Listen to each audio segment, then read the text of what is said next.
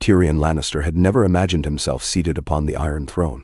He had known, for so long, that his destiny would be shaped by other people's expectations, by his father's disapproval, by the mockery in whispered halls, by the scornful looks from siblings taller, stronger, infinitely more favored. Still, destiny had its own cunning. In the hush of the Red Keep, after a series of calamities had sundered the realm, after the dead and the living had clashed in ways that defied the songs of old, Tyrion found himself crowned, so unexpected that the realm itself seemed to hold its breath, awaiting the first command of a king who had never truly believed in fate. Yet there he sat, the crown's weight pressing upon his brow, a silent testament to the chaos that had come before. Targaryen madness and Lannister pride and Stark honor had all contended upon the stage of kings and queens, but now, somehow, it was Tyrion who wore the mantle. The small folk blinked in surprise. The lords measured the shift of power with suspicious eyes. From the rooftops, from the spires, the city folk told each other that a dwarf now sat on the throne. But the old cynics who had watched too many opportunists in King's Landing found nothing humorous in the newly kindled fear that might lurk in the air. For King Tyrion Lannister had dragons at his side. He had no illusions that the beasts obeyed him out of love. Dragons cared little for the hearts of men, or for the lines of succession they once helped forge or break. They respected only might, or at best, a bond with those of Valyrian blood. Yet circumstances had conspired in ways that no one could have planned. First, with Daenerys Targaryen's cataclysmic fall, her life ending in heartbreak and betrayal after she had once shattered the chains of tyrants. Then, with the last living dragons, wounded but still fearsome, having attached themselves to what seemed the final flicker of that Targaryen dream. But the dream had changed shape, more cunning than flames. Tyrion had not tamed them in the sense of forging a mythical link in his bloodstream. He had not carried the Targaryen name. And yet, in a moment of desperate diplomacy, of surprising empathy, it was Tyrion who had approached the great scaled beasts as they roared their grief across the rubble of the ruined throne room. It was Tyrion who, with quiet gestures, with a trembling voice, had calmed one of them when it howled for the mother it had lost. And it was Tyrion who they eventually allowed to stand near them, on that day when all else scattered in fear. Now, months later, King's Landing still bore the scars of war. Crumbled towers and blackened streets reminded every passerby of the dragon's fury and the cost of one woman's crusade to break the wheel. The climate in the castle's halls was subdued, so different from the gaudy splendor Tyrion remembered under Joffrey or Cersei. The lords and ladies who remained displayed their courtesy in hushed tones. They recognized that the crown upon Tyrion's head, though smaller in circlet than any worn before, was no less potent a symbol, perhaps more so, now that fearsome creatures roosted atop the Red Keep's scorched spires. If the new king commanded the loyalty, or at least the tolerance of dragons, who would risk an open defiance? Yet Tyrion's heart was not nourished by fear. He felt the moral burden of the throne every time he set foot on those twisting stairs leading to the audience chamber. The rumors spread throughout the 7 kingdoms that he had orchestrated every bloody turn, that his cunning had outmaneuvered Daenerys, that he had orchestrated the fall of Jon Snow, that he had manipulated the fate of countless rulers and queens. The realm whispered, if he was cunning enough to tear down kingdoms, he might be cunning enough to build a better one. Tyrion tried not to shrink from the magnitude of expectation. He woke each morning, recalled that once he had desired only wine and a comfortable bed, and now found himself weighed down by a crown and all the promises it demanded. Yet the new king had not lost his sense of humor, though it had grown darker, tempered by the heartbreak of many tragedies. Sitting on the throne, he would sometimes remark that the seat was damned uncomfortable, which was why all kings went mad eventually.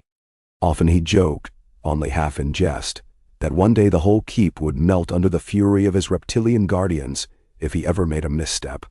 And the realm laughed along with him or tried to, uncertain if the jest was a threat or a genuine quip. But behind closed doors, beneath the witty remarks, Tyrion's mind whirred with plans. King's Landing needed rebuilding. The war-torn regions needed new structures, new farmland, new alliances, new trade. And perhaps, beyond all that, Westeros needed healing in a way none of its prior rulers had managed. In that first autumn of his reign, he assembled a council of those who were left.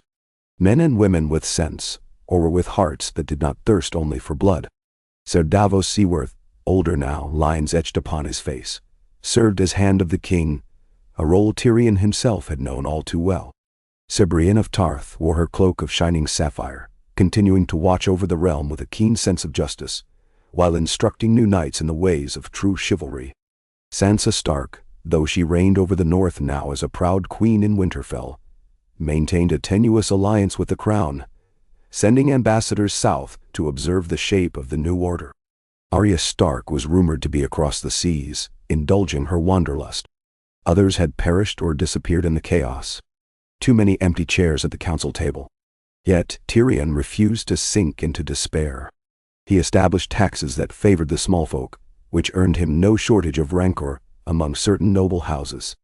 He decreed reconstruction efforts in Flea Bottom, drawing upon gold from Lannister mines that still yielded some wealth. Some called him a bleeding heart. Others called him foolish. But Tyrion remembered the horrors he had witnessed when Daenerys had rained fire upon the city. He remembered the haunting of every twisted body, every cry for mercy echoing in the smoke. Now, if he could not atone for the entire legacy of blood, he could at least try to push for a future less bleak. And then there were the dragons. Some said there were 2, others claimed 1. Whispers abounded that somewhere, a third might yet roam the skies.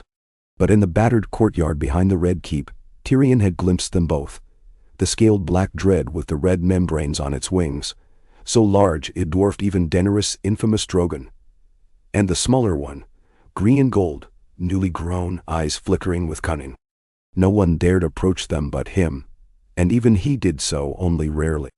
When he did, there was always that moment of stunned awe. The heat from their nostrils, the twitching of their massive tails across the courtyard flagstones, the sense that one false move could end in a pillar of flame. Tyrion would usually greet them with a careful bow of his head. Perhaps they knew he had no Valyrian blood. Perhaps they recognized that he meant them no harm. Perhaps in the swirl of fate, they simply accepted him as a caretaker of the realm. Regardless, their presence gave his reign a certain mystique, an unspoken threat against any who might try to topple him. He did not revel in that threat. Fear alone could keep men in line, but it was a brittle chain. He wanted to cultivate something deeper, a loyalty to peace, to justice, ideals Tyrion himself had once doubted. Now, though, after seeing war's devastation, he longed to carve a different legacy. He held open courts where the peasants could speak of their troubles. He listened to stonemasons, blacksmiths, and innkeepers as they lamented how the city had changed. And in council meetings, he hammered out ways to foster trade routes, to promote fairness in the distribution of grain, to encourage healing. Or so he tried. There were always rumors of plots. He received word of lords in the Reach who might test the throne's resolve, or ironborn captains who prowled the seas, unsubmissive to any king. Tyrion knew the old ways would die hard. One late evening, he stood upon a balcony in the Red Keep, swirling wine in a goblet. The sun dipped behind the horizon, painting the sky with the orange glow of memory. He allowed himself to recall simpler times, though they were never truly simple. Times spent with Shay, or with Varys, or with Podrick. People lost or scattered, some dead, some perhaps thriving in corners of the world. He felt an ache in the pit of his stomach. The price of the throne was loneliness. As he sipped his wine, he heard a distant roar, one of the dragons crying out into the fading light. A shiver traced down his spine, though the air was warm. The city's greatest fear and greatest wonder soared in that roar. Perhaps they cried for Daenerys, or for a lost homeland across the sea. Perhaps they cried for the future that had not yet been shaped. He never quite got used to them. He had read old texts, old scrolls in the Maester's library, about the bond between dragons and dragon riders. He had studied Aegon's conquest, the dance of the dragons, all the cautionary tales. He knew that such creatures could not be controlled like docile beasts. One day, they might fly off or burn down half the city anew. It was an uneasy partnership, but it served the realm's security for the moment. The crown's enemies no longer had the nerve to challenge King's Landing openly, for fear of being reduced to ash. In the first year of Tyrion's reign, a harvest gleaned from more southern fields supplied the city with ample grain, and he organized shipments north to assist the smaller holds recovering from battles. To the men who asked him why he bothered, Tyrion would give a half-smile and say, "I've always been a sucker for lost causes. Now that I'm king, I can indulge them." People would laugh or hide confusion, but behind it lay a truth. He was determined to break the cycle of cruelty that had defined so many kings. He mandated that every child in King's Landing, be they of noble birth or low, be taught to read it if they wished. A small step, but it earned him a measure of respect among the small folk, who had never before felt a king's favor. Of course the lords and ladies grumbled. Many saw in Tyrion not a rightful king but a usurper who had stumbled into fortune. "The imp sits the throne," they whispered in corners. What an insult to the realm! And yet they stayed their hands because they knew, just beyond those tall castle walls, dragons perched. That was part of the tragedy of Tyrion's rule. He wanted to be seen as a just king, chosen by reason, by a sense of duty. Instead, they saw him as the caretaker of monstrous wings and claws, a cunning Lannister who had discovered a new weapon to maintain power. On the day of his official coronation ceremony, a belated gesture, since the realm wanted a proper spectacle, the masses gathered in the square in front of the Red Keep. The crowd was subdued at first, suspicious of new tyrants. Tyrion had dressed in resplendent black and gold, the Lannister and Targaryen colors ironically mingling. His hair was streaked with more silver than gold now, the lines of worry marking his face. As he emerged to stand before the people, the crier announced, "All hail Tyrion of House Lannister, King of the Andals, the Rhoynar, and the First Men, protector of the realm." The bells tolled, echoing across the battered city walls. For a moment, Tyrion thought back to a different tolling of bells, one that had preluded Daenerys' destruction. His heart constricted with the memory. Perhaps half the crowd shared that recollection, shifting uneasily. Then, as if on cue, a roar thundered overhead. The black beast soared, its wings outstretched to blot out the sun, the green and gold smaller silhouette flanking it. They circled the city in slow arcs. Many knelt, pressing faces to the dusty ground. Some exclaimed in awe or terror. Tyrion raised his hand in a calming gesture, though he felt anything but calm. He had no illusions about controlling the dragons. He only hoped they would not mistake the ceremony for an opportunity to set the city aflame. Yet they seemed content to glide, roaring now and then, as if marking the occasion with draconic fanfare. The crowd parted, leaving a wide circle around Tyrion's dais. The new king made a brief speech, carefully crafted to be neither overly grand nor weak. He spoke of rebuilding, of forging alliances, of leaving behind the cycles of vengeance. Some cheered. Others watched him with mistrust. But the presence of dragons overshadowed any open dissent. When the ceremony concluded, Tyrion retreated into the halls, where Sir Davos offered a solemn nod. "Well said, Your Grace," he murmured. "We can only hope words take root." Tyrion sighed, handing off his heavy cloak to a page. "Words are never enough, Davos," he replied. "We'll need to earn trust by deeds." And so began a relentless campaign of diplomacy, forging careful pacts with the Stormlands, the Reach, Dorne, even remnants of the Iron Islands. Tyrion's name had once sparked mockery at best and outright scorn at worst. Now it was the name of a king who refused to let the realm starve or slip back into endless conflict. And still, the threat of his scaly guardians loomed, an unspoken stick behind every carat of compromise. In quiet corners, rumor turned into doubt, and doubt into fear. Some whispered of removing Tyrion by stealth. Some dreamed of placing a more suitable candidate, perhaps a distant Targaryen cousin, or a Baratheon with half a claim, upon the throne. But all such conspiracies faltered when they considered the wrath of dragons, loyal or not. The last time the city had seen that fury, tens of thousands had died.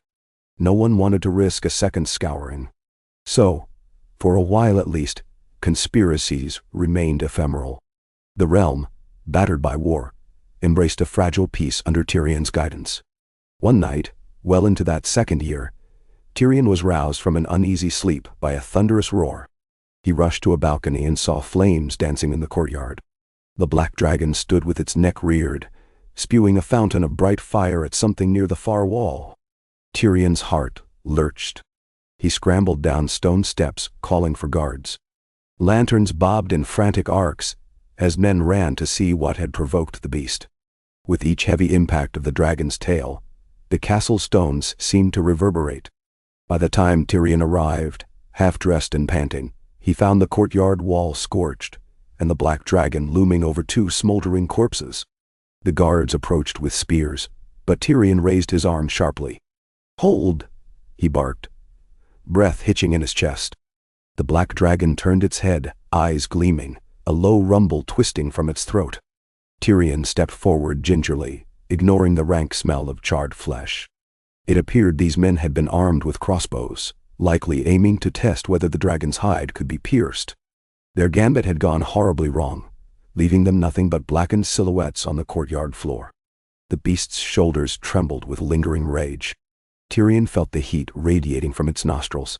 Slowly, he extended a hand, trying to project calm. "Easy," he murmured. He didn't know if the dragon understood, but something in his tone or posture seemed to resonate. The black drake's wings folded gradually, as if the threat had passed. More guards arrived, terrified by the spectacle.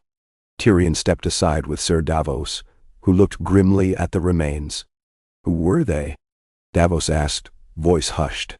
Tyrion shook his head. "Find out," he ordered. "Their house sigils, if any remain, and find who sent them." Tyrion could guess. Men who believed the realm would be safer if the dragons were slain, or men who believed the usurper king's power hinged upon them. Either way, it signaled a new wave of danger. That night, Tyrion stared at the black dragon from a distance as its ember-orange eyes gazed balefully at the torchlight. The monster had guarded itself. But also, in a sense, it had protected Tyrion's rule. Did it do so consciously? That question haunted him. He thought of Daenerys' bond with Drogon, how they had moved as one, guided by a rider's will. He did not have that bond. If anything, he saw in the beast's presence a constant reminder of a precarious alliance. The dragon's loyalty might shift in a heartbeat, or it might vanish into the skies forever. And yet, it had chosen not to leave. The next morning, word spread quickly about the attempted attack and the fiery death that followed. Many concluded that to strike at the dragons was to invite only ashes. Tyrion said nothing to dissuade them. The rumor acted as a shield against open conspirators. Still, Tyrion did not want to become a tyrant in practice. He began a subtle investigation, employing ravens to gather knowledge from across the land about possible rebellion or infiltration. He placed watchful eyes among the gold cloaks, instructing them to be alert, but fair. One by one, he called upon the lords of major houses, urging them to reaffirm loyalty in exchange for seats on a reformed council that would allow them to advise on crucial matters. Some refused at first, stating that they would never bow to an upstart Lannister king. In such cases, Tyrion extended an invitation nonetheless. Visit King's Landing, see the rebuilding, see the new trade routes, see the prosperity stirring in the capital's markets, and of course, see the dragons. Slowly, wariness turned into grudging acceptance, if not genuine respect. In the following months, roads were repaired, trade flourished, and the city's defenses were quietly strengthened. With Sir Brienne's assistance, a new order of knights was formed, sworn to protect the innocent as much as the crown, an ideal that seemed almost naive in the brutal reality of Westeros. But Tyrion believed in the power of a symbol.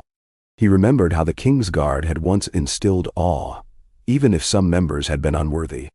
Perhaps in forging a new path, in placing honorable warriors under Sir Brienne's command, the realm could see at least a fragment of hope.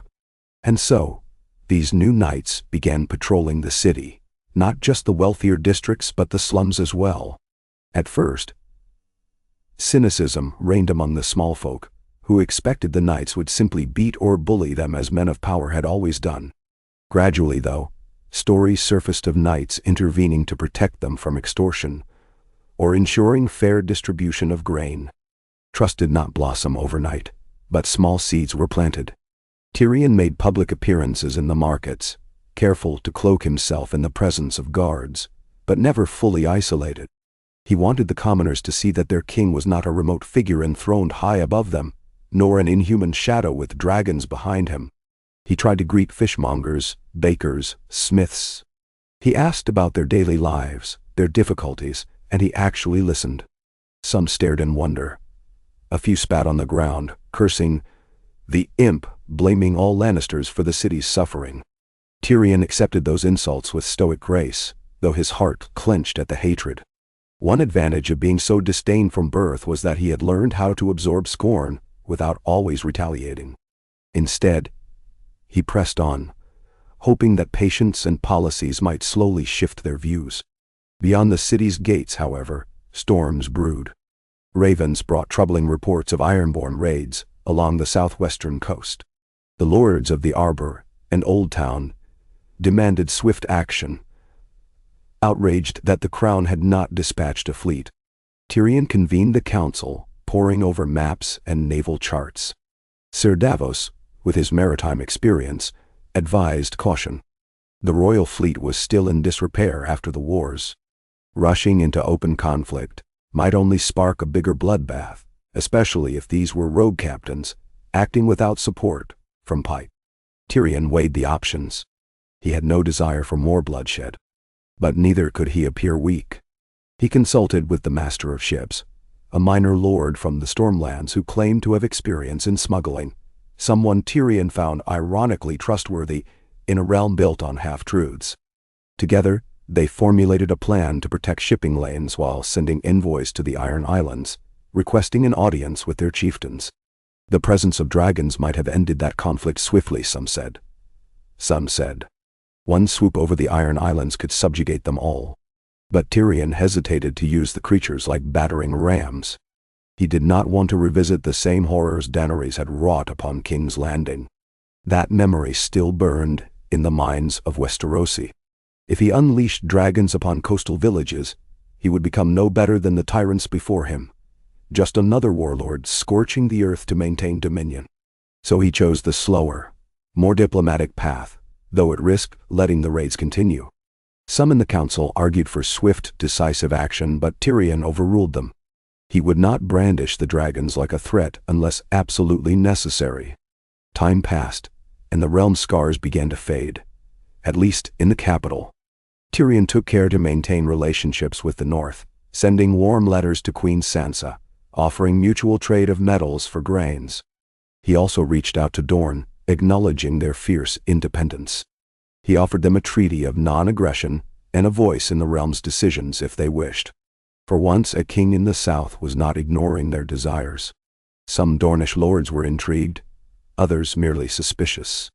Still, the lines of communication stayed open. Meanwhile, Tyrion quietly faced personal loneliness.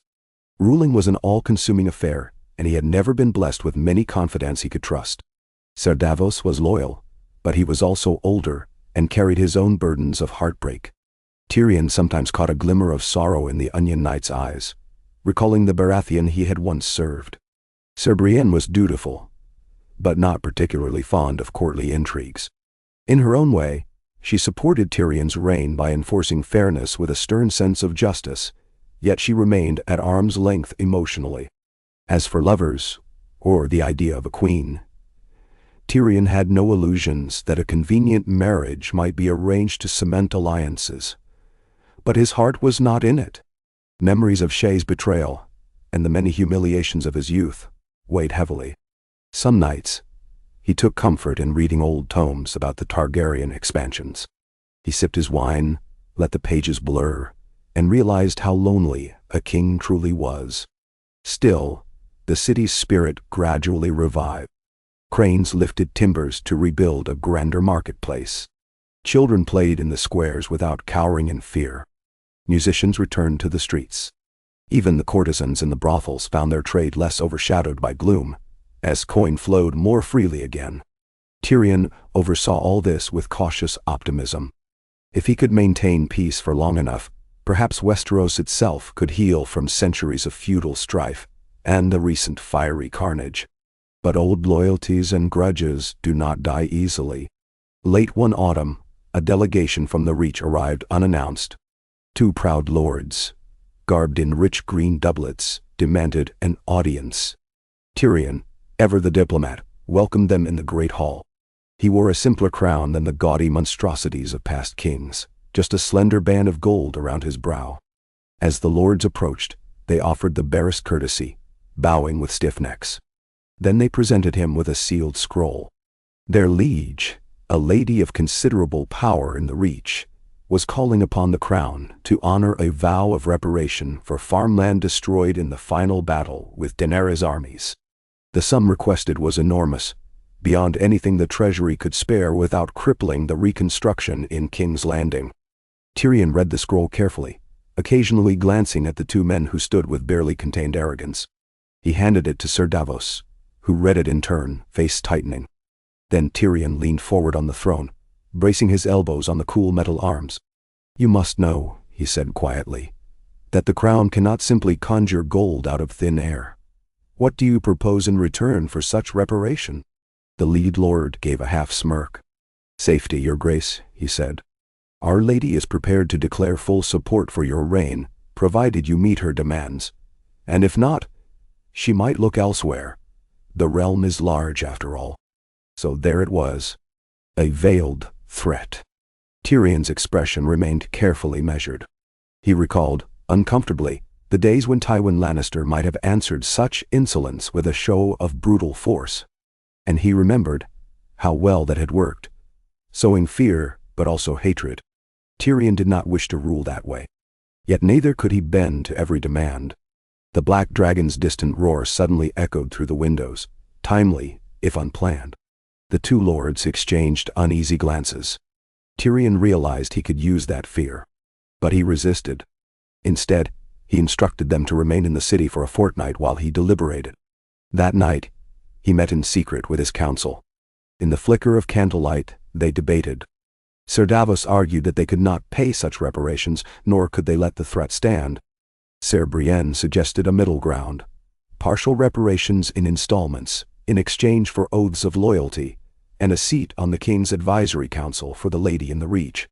Others weighed in, each presenting angles of cost, of morale, of possible conflict. Tyrion listened, chin resting on folded hands. At length, he spoke. "We shall negotiate. If they truly desire an alliance, they'll accept a compromise. They do not, then at least we'll have made a good faith effort." The next day, Tyrion sent word that he would meet the visiting lords privately. They arrived with guarded expressions. Tyrion offered them wine, trying to lighten the mood. Then he laid out a reasoned plan. The crown would commit a certain sum to restore farmland and provide seeds for the next planting season, but not at once, rather, in tranches over the next 2 years, tied to the city's own economic growth. In return, the Lady of the Reach would accept an official advisory role, entitling her to a portion of trade tariffs on the harvest transported through her lands. A fair compromise, Tyrion thought. But the lords balked. They deemed it insufficient. "Our lady wants immediate restitution," they insisted. Tyrion kept his temper in check. Immediate restitution would bankrupt the treasury. Then no one would be safe, he replied. A king has responsibilities to all his subjects, not just to the richest among them. The lords scoffed, muttering about a dwarf with delusions of grandeur. Tyrion felt his patience fray. He took a slow breath. "You will deliver my proposal," he said, "with the understanding that if your lady chooses to threaten the crown, she will not do so unopposed." He did not mention dragons. He didn't need to. They were the unspoken shadow draped over every negotiation. The lord stormed off in a huff, leaving an air of tension in the corridors. That evening, Tyrion walked alone in the courtyard where the smaller green and gold dragon often slumbered. The beast's sides rose and fell with its slow breaths, scales catching the moonlight. Tyrion dared to approach, heart pounding, stopping several paces away.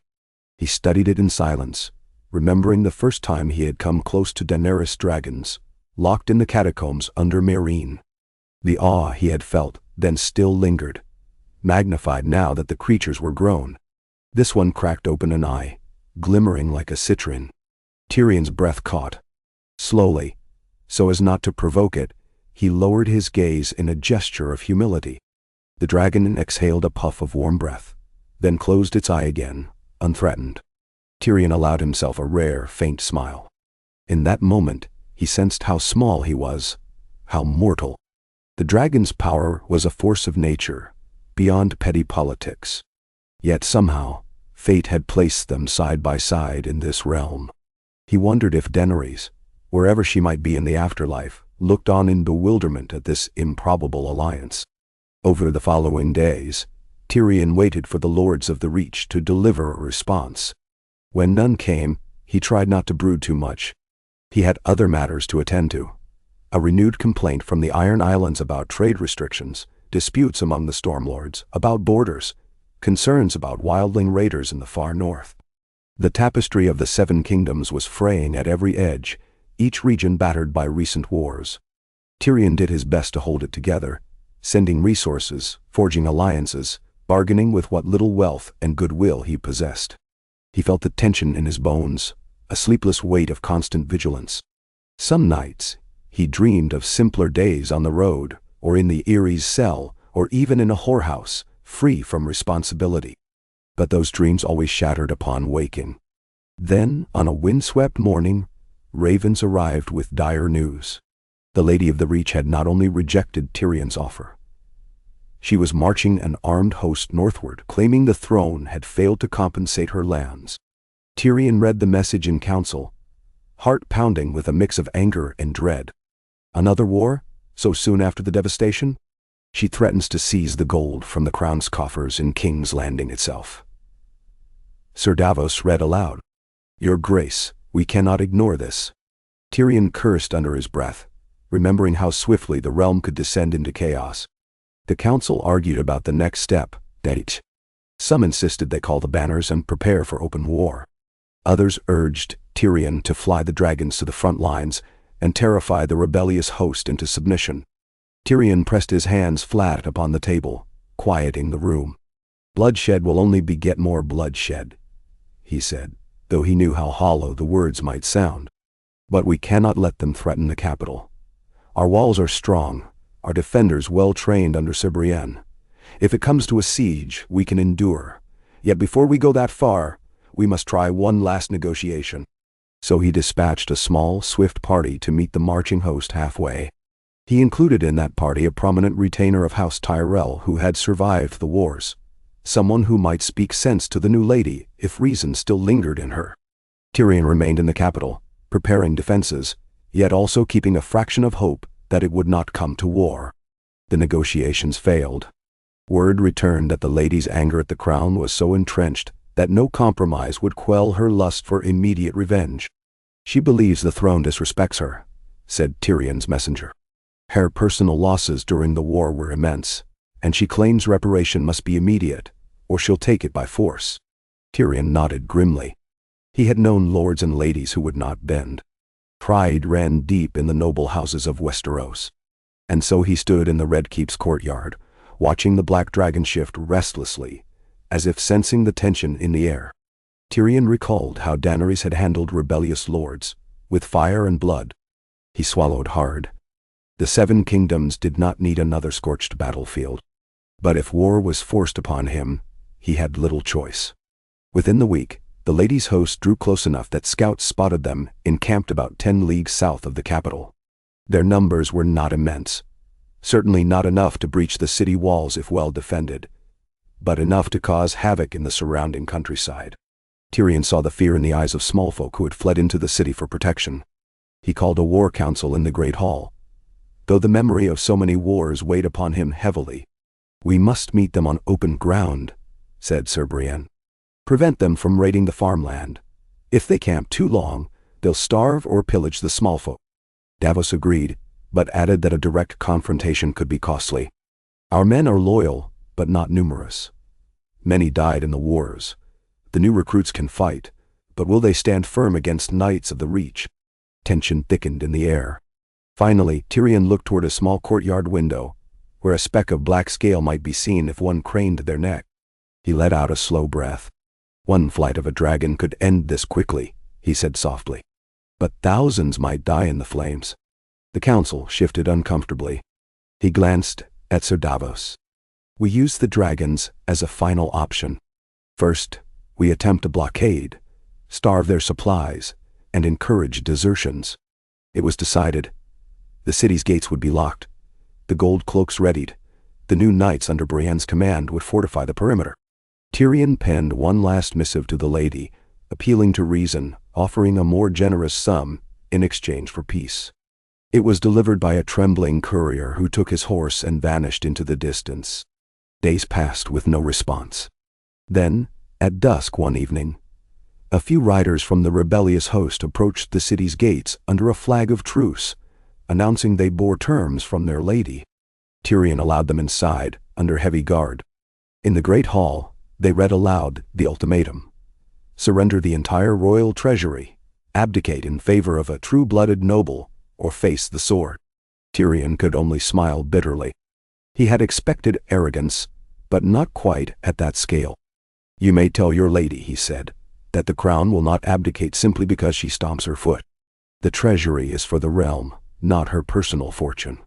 If she wishes to speak further, I will meet her in a parley field outside the city, with an equal number of guards. The riders conferred briefly, then nodded. They departed, leaving tension behind them like a noxious smell. In the morning, Tyrion rode out with Sir Davos, Sir Brienne, and a dozen knights. On the horizon, the rebel host stretched across rolling hills, tents fluttering in the breeze. The parley site was a flat clearing between the city and the camp. A small group of the ladies' banners approached. Tyrion recognized her sigil, a stylized golden flower on a green field. She had claimed the seat of a lesser branch of House Tyrell's lineage, after the main family had been wiped out in the wars. And thus, he faced the new matriarch, a stern woman in her 40s, regal and bitter. She wore a green cloak, embroidered with gold. Her eyes flicked over Tyrion, showing undisguised contempt for his stature. They halted a safe distance apart. Tyrion waited for her to speak first. You stand upon stolen ground, she declared, voice taut with outrage. Your incompetent rule has starved our fields of needed funds, and now you expect me to bow? Tyrion kept his tone calm. I understand you've suffered losses in the war. All of us have. I propose a structured restitution with mutual benefits for trade in the future. The lady's lip curled.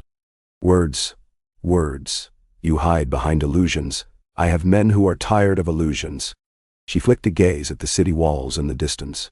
Surrender, or we tear down that keep and drag your dwarf's crown through the mud.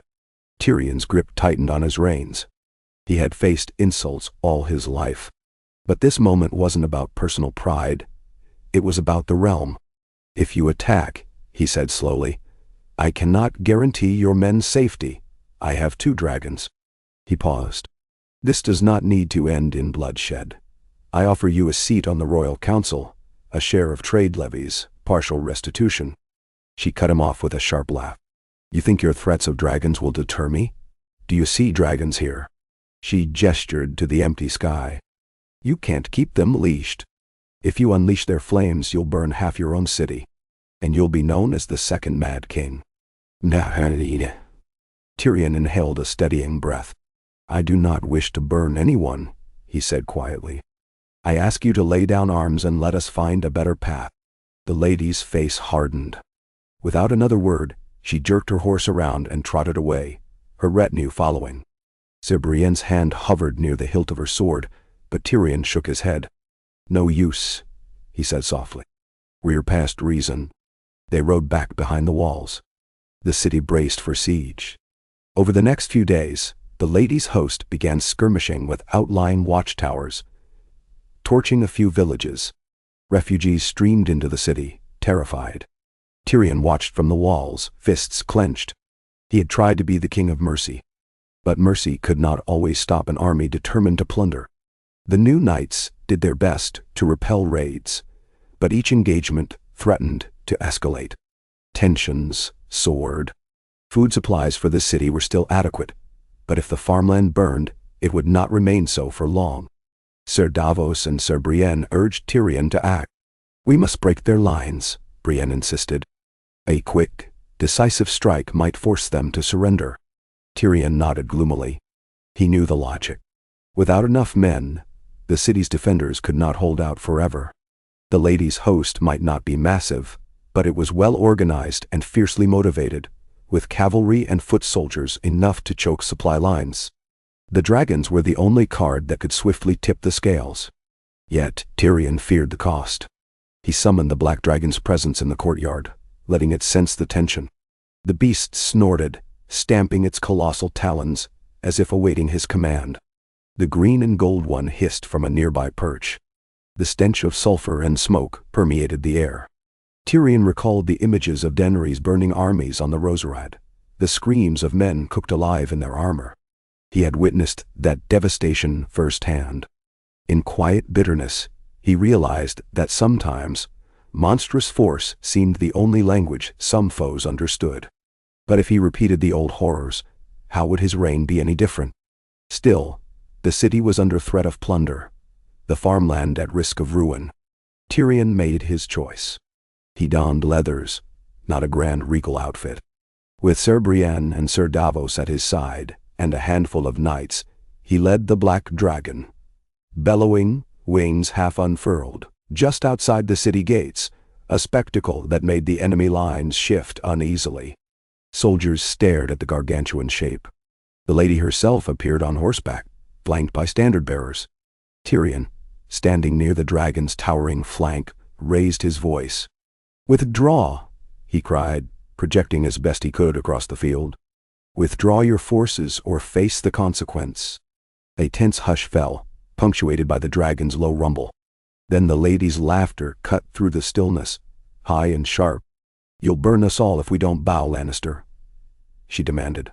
"You claim you're a king of mercy, but you're just a hypocrite with a bigger beast at your disposal." She thrust her sword toward the sky. Her men cheered, a bold display of defiance.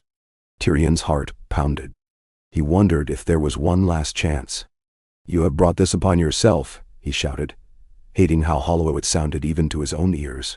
The lady gave the signal. A wave of archers stepped forward, drawing bows. Tyrion's blood ran cold. Arrows? Against a dragon? Madness. But he recalled that scorpions, those giant crossbow contraptions, had once wounded Daenerys' dragons. Perhaps they believed conventional arrows might do something. Or they had no other recourse. The black dragon snarled, wings rippling with tension. Tyrion stepped aside to avoid being crushed. Then the arrows flew, a hail of dark streaks. The dragon roared, unleashing a torrent of flame that incinerated a swath of arrows mid-flight. Some found their mark, but bounced off scales or lodged harmlessly in the thick hide. The beast stomped forward, scorching the ground. Soldiers screamed, frantically raising shields, but the dragon's fire melted steel, turned men into living torches. Tyrion could scarcely watch, stomach churning. He had known war would be ugly, yet the reality was always worse than memory. Smoke billowed across the field, obscuring friend from foe. Tyrion coughed, tears in his eyes, feeling the heat blast against his face. The black dragon advanced further, tail lashing. Men scattered, horses reared. Some tried to run, some to fight. The lady's voice rose above the chaos, urging her troops forward, but confusion reigned.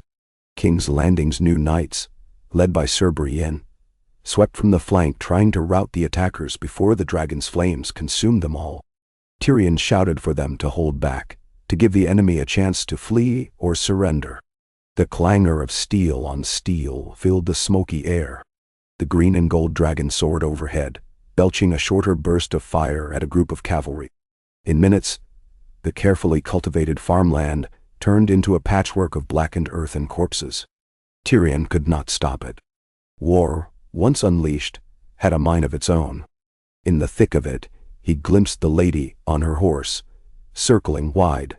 Her face was set in grim fury. She spurred toward him, as if seeking to strike the king personally. Tyrion's guards formed around him. The black dragon, sensing hostility, turned its massive head. The lady charged, sword raised, a fierce vow of vengeance in her eyes. Before she could close the distance, the dragon exhaled a fiery gout that swallowed horse and rider. Her scream mingled with the roar of flames. Tyrion looked away, bile stinging his throat. Moments later, the battle ended as swiftly as it had begun. Most of the rebel host lay scorched or scattered. Survivors threw down weapons, kneeling in the ashes, or fled into the distance.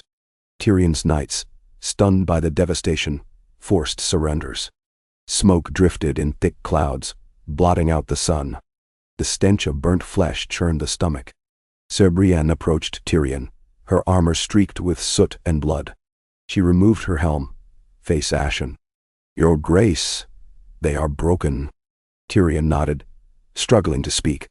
The dragon's anger had subsided, replaced by a restless prowl among the charred remains.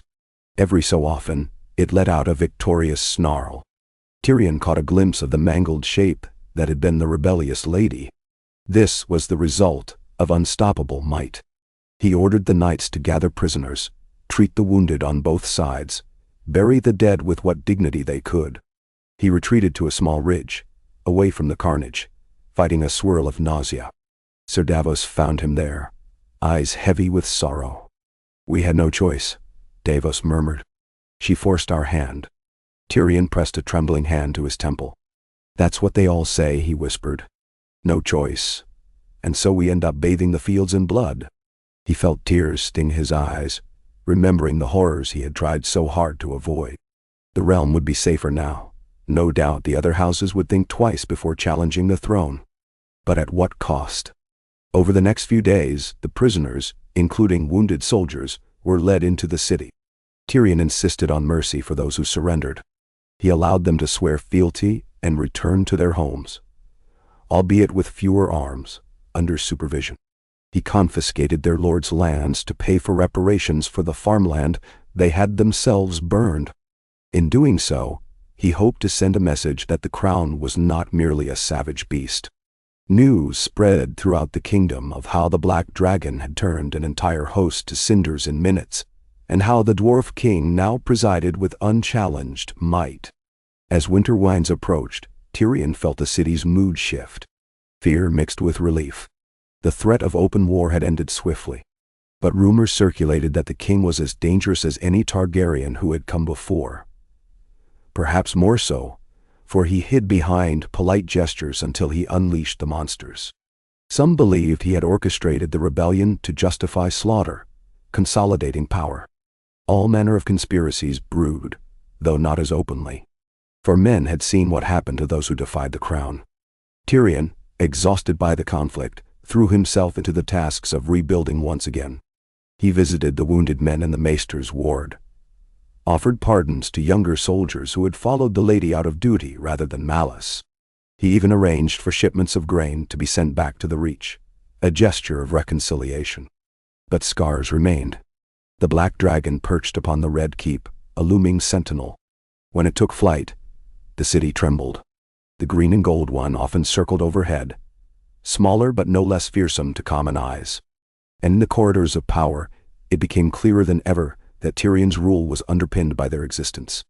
Many lords would never accept him if not for the threat of those wings. In quieter moments, Tyrion had to confront the possibility that a realm held together by fear of dragons was not truly at peace. He thought about the Targaryen dynasty, how it had begun with the conquest and ended with madness. Dragons had created that empire, but they could not sustain it once trust and stability broke down. Was he repeating history? He tried to hold on to the small progress he had made. New trade routes, a fairer system of taxation, an attempt at justice for the small folk.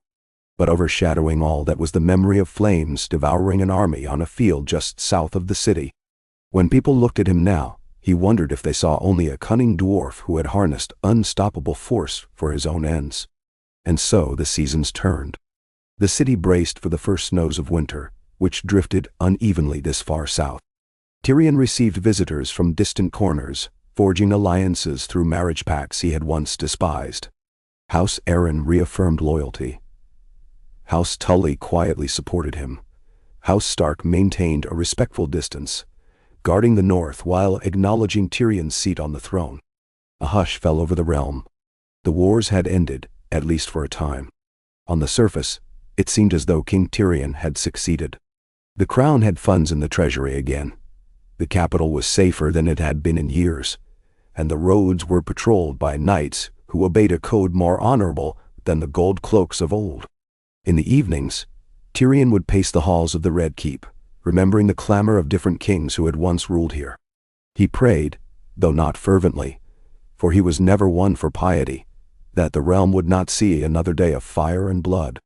Yet he felt a chill of dread whenever the dragons roared in the night, because he knew, better than anyone, that a kingdom held by dragons' wings was fragile. All it would take was a shift in the creature's temper, or another wave of ambition from across the sea, or even from within.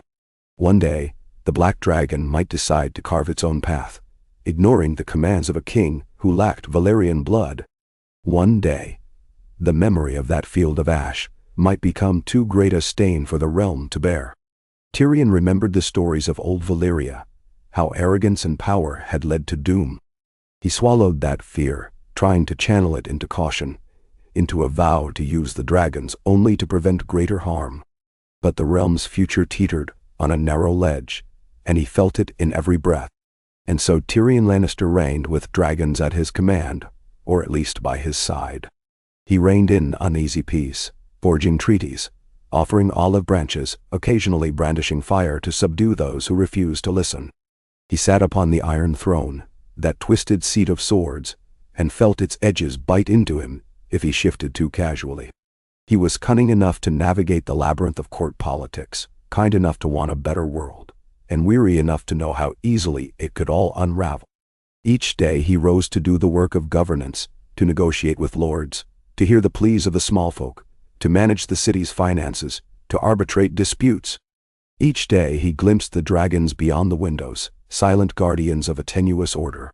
And each night, when he closed his eyes, he dreamed of a Westeros where the horrors of war did not always linger just beneath the surface. That was the cost of the crown, the burden of a Lannister who had survived too many tragedies to be swayed by illusions of glory. He had the power to unleash devastation on any foe, to reshape the land through fear, but he despised that power even as he recognized its necessity. History would judge him, perhaps. Some might call him the best king Westeros had in generations, an intellectual, a diplomat, a man who funded the rebuilding of roads and ports, who encouraged reading among the masses, who tried to mend old wounds. Others would brand him a puppet master, using dragons to secure his throne, no different from the Targaryens who once soared above the battlefield. The truth might lie somewhere in between. In the end, it was the fate of kings to be remembered for their contradictions. The Red Keep stood in an uneasy hush. Season after season, the city's fortunes rose, then dipped, then rose again, as the cyclical tides of commerce and harvests shaped people's lives. Tyrion listened to the wise counsel of Sir Davos, measured the moral compass of Sir Brienne, accepted advice from maesters, bankers, and even traveling scholars. He took no queen, though many an ambitious house tried to foist a daughter upon him in hopes of merging fortunes. He diplomatically evaded these schemes, citing the great burdens on the throne and the need to maintain neutrality.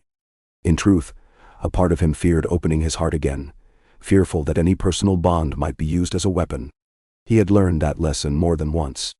Over time, the black dragon grew even larger, overshadowing the highest spires of the keep, its roars echoing over Blackwater Bay. The green and gold one, though smaller, was fleet in flight, agile in the air. Tyrion saw them hunt occasionally, great forms sweeping over the bay, plucking whales or schools of fish from the waters. Now and then, they soared inland, returning at nightfall with blood on their jaws. It was a reminder that nature did not bow easily to mortal kings. Some nights, Tyrion would stand at the very edge of a rampart, the wind tugging at his hair. He'd peer into the gloom, where the dragons might be circling, barely visible. He would think of the day he had crowned himself. Truth be told, he had been crowned by those who saw no other choice, by a realm desperate for a caretaker, after the death of Daenerys and the scattering of other claimants. A caretaker with cunning, with experience, with enough moral sense to avoid the worst mistakes. But was he truly the best choice? Or just another flawed man propped up by legend and fear? He wondered if, someday, a new Targaryen might emerge from across the sea, or Stark might rally the North, or a Baratheon descendant might stake a claim with enough men. Perhaps that was why no one had tried yet. They looked at the dragons perched on the keep and knew it was folly. So the quiet endured, and Tyrion waited for a challenge that might never come, or might come in ways he could not predict. He tried to do as much good as he could in the meantime, because that was his only solace. He recalled a conversation he once had with Varys about the good of the realm. Back then Tyrion had scoffed, believing the realm was a plaything for the powerful. But the tragedies he had witnessed, the cruelty of the world, had changed him. If he could lessen suffering, if he could guide the realm to a gentler age, even while holding the threat of dragons in his back pocket, perhaps that was worth the moral quandaries. He passed laws that protected farmers from predatory lenders, laws that gave more autonomy to local councils, laws that reformed how criminals were tried, aiming for fairness. He watched as the small folk began to trust the crown, if not the beasts that soared overhead. He felt an odd pang of pride in these quiet victories. But he never forgot the field of ash that had ended the short rebellion. He never forgot the screams or the sight of that proud lady consumed by fire. He realized that as long as the dragons were under his banner, such violence was always possible. It was a paradox. The dragons deterred more wars, but when war did come, it was unstoppable devastation. Tyrion carried that guilt, letting it temper any illusions of grandeur. It was the price of the throne, the burden of a new age. Some nights he dreamed of turning the dragons loose, letting them depart, roam free, so that men would no longer cower under their shadow. But then he pictured the next war, the next petty tyrant, the next wave of suffering. Perhaps the realm was safer with the dragons on his side. Or so he told himself, for he had no certain answers. Years slipped by. The battered city Tyrion had inherited began to shine again, with new buildings, new gardens, new squares. People whispered that it was a renaissance of sorts. The University of King's Landing expanded under Tyrion's patronage, offering lessons in reading, arithmetic, history, and other subjects to any who could pay a modest fee. The result was a new class of literate townsfolk, more aware of the wider world than ever before. Commerce blossomed. The battered farmland to the south recovered, and caravans streamed in from Dorne, Pentos, even from Braavost. Tyrion used those ties to keep the Iron Bank from pressing old debts too harshly. Over time the treasury stabilized. The scars of war remained, but they were less visible. Still, the realm's deeper wounds could not be erased by prosperity alone. Houses that had lost everything in the last wars harbored resentment. Rivals looked at the crown with a mix of envy and fear. Tyrion worked tirelessly to maintain alliances, but the older he grew, the more he realized that no king could truly guarantee an unbroken peace in a land as vast and divided as Westeros. At best, he could hope to steer the ship with a steady hand, to avoid the worst storms or quell them swiftly when they arose. And for a while, that was enough. A fragile calm spread over the realm. People had space to breathe, to farm, to trade, to live. Tyrion found a measure of satisfaction in that. He had once been content with a cup of wine and a good book. Now he was content if he could keep thousands from dying needlessly. One day, in the height of summer, Tyrion ascended to the throne room to hold court as usual. Petitions ranged from a dispute over sheep in the crownlands to a request from a group of traveling merchants seeking reduced tolls. He listened carefully, made judgments that favored fairness over old feudal biases, and tried not to recall how Joffrey would have handled such requests with cruelty and stupidity. During a lull, a messenger entered, bearing a small scroll. Tyrion motioned for him to approach. He read the contents, felt his brow furrow. A new threat from across the sea, the note said. No details, just rumors of a warlord in Essos, who claimed Targaryen heritage and a right to Westeros, boasting of sellsword armies. Tyrion set the scroll aside, heart heavy. Peace was always precarious. If this warlord truly existed, would he or she attempt an invasion? The realm was stronger now, but also weary of conflict. Tyrion glanced toward the windows, where one might see a distant shadow that could be a dragon taking wing over the city. At least, if an invader came, Tyrion had a deterrent like none other. Yet the thought brought him no comfort. The cycle continued. Alliances formed, threats gathered, dragons roared. And in the midst of it all, he remained the Dwarf King, trying to hold Westeros together by something more enduring than fear. As he adjourned court that day, he paused by the dais, running a hand over the metal of the Iron Throne. The swords still bore the faint outlines of their forging, said to be hammered by dragonfire centuries ago. Ironically, Tyrion's own hold on that seat was bolstered by the same essence. He touched the cold metal, recalled the stories of Aegon's conquest, of how the Targaryens united the realm with fire and blood. Now, it was Tyrion Lannister's turn, and his legacy would hinge on whether he could govern with enough wisdom and compassion to outshine the brutality. He suspected future generations would debate the matter endlessly, but for now, all he could do was continue. Step by step, day by day, forging a realm that might outlive him. That was a king's burden, dragon-backed or not. That evening, as shadows lengthened, Tyrion stood on a high balcony, a cup of wine in his hand. He gazed upon the city's rooftops, seeing lamplight flicker in windows, hearing distant laughter and bustle. The black dragon perched on a tower to his left, gently folding its wings, the last rays of sunset gleaming on its obsidian scales. Tyrion lifted his goblet toward it in a silent toast. "Here's to peace, my friend," he murmured, unsure if it could hear or understand. The dragon's eyes slid toward him, unblinking, mysterious. In that gaze, Tyrion read neither malice nor affection, only a primal grandeur older than the Seven Kingdoms themselves. He sipped his wine, letting the warmth spread through his chest. The city glowed with a life of its own. Far below, small folk went about their lives, forging families, friendships, bargains, and grudges. They lived under a king who once had been a mere afterthought in his family's eyes, a dwarf spurned by father and sister alike. Now, he was crowned, with dragons at his flank. The power he wielded weighed upon him like a mountain, pressing him to his limits every day. But he had chosen, again and again, not to abdicate that responsibility, not to abandon the realm to chaos. He would stay until he could guide Westeros to a more stable future, or until the day fate claimed him. A slow sigh escaped his lips. In the distance, the horizon blushed purple, heralding nightfall. Tyrion raised the goblet once more, toasting the world, toasting the memory of Daenerys Targaryen, who had once believed in breaking the wheel, toasting the Starks who had endured so much, toasting those who had died in countless wars.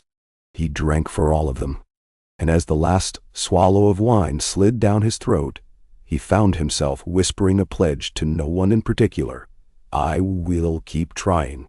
If I must be a king, I will be a better one than they expect." Nanrunhichi. Behind him, the black dragon shifted, releasing a low rumble that sounded almost like agreement, or perhaps only the stirring of an ancient beast.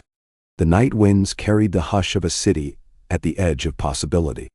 Somewhere in that darkness, a green and gold shape soared, invisible in the sky.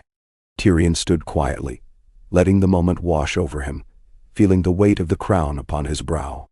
He was Tyrion Lannister, king of the Andals, the Rhoynar, and the First Men, protector of the realm, ally and keeper of dragons. It was not a role he had sought, nor one he had ever truly believed would be his. Yet here he was, determined to steer Westeros away from the brink of destruction, a lonely figure in a swirl of destiny. And as the last light died, he turned, returning to his duties, for that was all he could do. The crown was his, and the dragon soared above, a testament that sometimes the improbable could come to pass, and that sometimes, just sometimes, there might be a chance to break the old cycles and forge a better tomorrow. Tyrion stood on the high balcony of Maegor's Holdfast, letting the night winds tug at the collar of his cloak, while his gaze drifted to the dark shape of the black dragon perched atop a distant spire. Across the wide courtyard, the green and gold dragon made a restless circuit, occasionally opening its jaws in a silent hiss at the moon. It was late, and most of the castle's inhabitants had retreated to bed, but Tyrion's mind refused to grant him sleep. Instead, he lingered in the hush of the keep, thinking of the raven-born rumor that had arrived earlier that day, a hint of a new threat across the narrow sea, a warlord rumored to bear the blood of House Targaryen.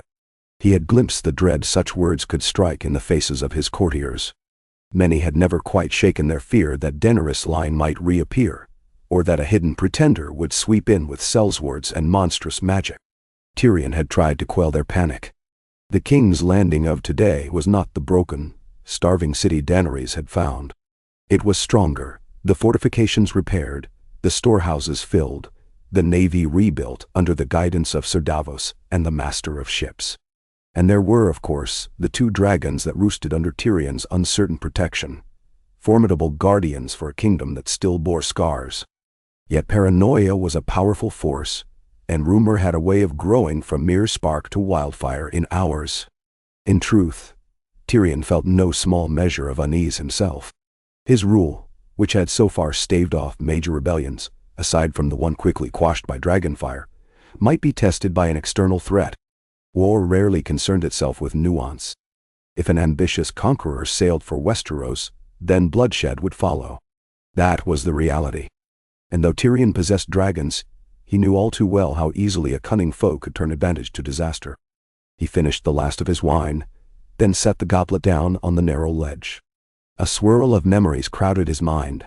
Memories of Daenerys' dragons, of watching her burn armies on the Rosewad, of the day King's Landing had become a hellscape beneath Drogon's fury. He remembered the swirl of ash and the tolling of bells, a day that had never truly left his nightmares. The notion that some warlord claimed Targaryen lineage brought all those horrors back to the surface. And yet, he reminded himself that he was no more a man of illusions. He had survived too many tragedies to think the world would gift him a quiet reign. Better to face each challenge with open eyes. He turned and left the balcony, making his way through dim corridors lit by guttering torches. The hush of the Red Keep at this hour often reminded him of ghosts. He would pass tapestries that had once borne witness to Joffrey's tantrums, Cersei's manipulations, the silent prowl of the King's Guard. Now the halls belonged to him, though he walked them without the pomp that had once been the hallmark of Lannister rule. Clad in a simple dark tunic embroidered with the lion, wearing no finery beyond a slender gold circlet, he appeared less like a king and more like a weary scholar in the twilight hours. But he was king indeed. He passed a pair of new knights on patrol, their armor polished to a dull sheen, the sigil of King's Landing upon their surcoats, a flame-wreathed lion, a token of House Lannister merged with the memory of dragons. They saluted him with a respectful "Your Grace," though their eyes flickered with that lingering awe. It still surprised Tyrion sometimes. Men who'd once sneered at him as the imp now bowed in genuine respect or well-practiced submission. Power changed many things. He returned to his private solar, where a cluster of candles burned low on a heavy oaken desk. Dispatches and ledgers lay in neat rows. Sir Davos had arranged them earlier for Tyrion's perusal, always the conscientious hand. Tyrion sank into the chair, rubbing his temples, feeling the grit of exhaustion. The message about the rumored warlord lay on top of his chest. It came from the so-called merchant princes in Pentos, who'd sent word that an exiled sellsword commander had begun calling himself Gaemon Targaryen, insisting he was some offshoot from the Blackfyre line. Tyrion read the lines again. The letter was vague, sprinkled with hearsay, but the mention of that name, Targaryen, was enough to swirl the pot of fear. He set it aside with a sigh and riffled through more mundane letters. Requests from portmasters in Lannisport, inquiries from lords in the Vale, a formal invitation from Queen Sansa in Winterfell to attend the wedding of one of her bannerman's heirs. Tyrion smiled faintly at the notion. A wedding in the north, he pictured great feasting halls, thick furs, and a dryness in the humor that matched the chill of the climate. Once he would have dreaded any sojourn that took him from his cups and comfortable bed. But now, He found a certain nostalgia for the quiet dignity he had seen in the north. He might have gone, had not the rumors of the potential invader from Essos demanded vigilance. Tyrion sealed the letters with his signet, instructing the scribes on how to reply in the morning. The flames in the hearth guttered, casting dancing shadows against the stone walls. The hour was late, but he found no ease in sleep. Restlessness gnawed at him. Finally, he rose again, deciding to pay a visit to Sir Davos, who often burned the midnight oil in his own chambers, reviewing logs of ships and provisions. The Hand Solar lay down a narrow staircase, guarded by a single watchman who stepped aside as Tyrion approached. He knocked softly, and Davos' voice bade him enter. The room was a testament to the practical nature of the onion ship. Maps pinned on walls, a battered table strewn with quills and scrolls, the remnants of a simple supper, and a weathered man in his late 50s seated by candlelight. Davos rose at once, offering a quick bow of the head. "Your Grace," he greeted. "Couldn't sleep?" Tyrion let out a rueful breath. "For a king, I seem to be quite poor at the trick of finding rest." He gestured at the maps. "Am I interrupting?" "Not at all," Davos replied, motioning for him to sit. "Just going over the latest shipping tallies from Gulltown. Seems they've had more success than usual with Braavosi trade." "Good news," Tyrion said wearily, settling onto a bench. "We could use some. Have you read the Pentos letter?" Davos' mouth twisted. "I have. Hard to know how much stock to put in it.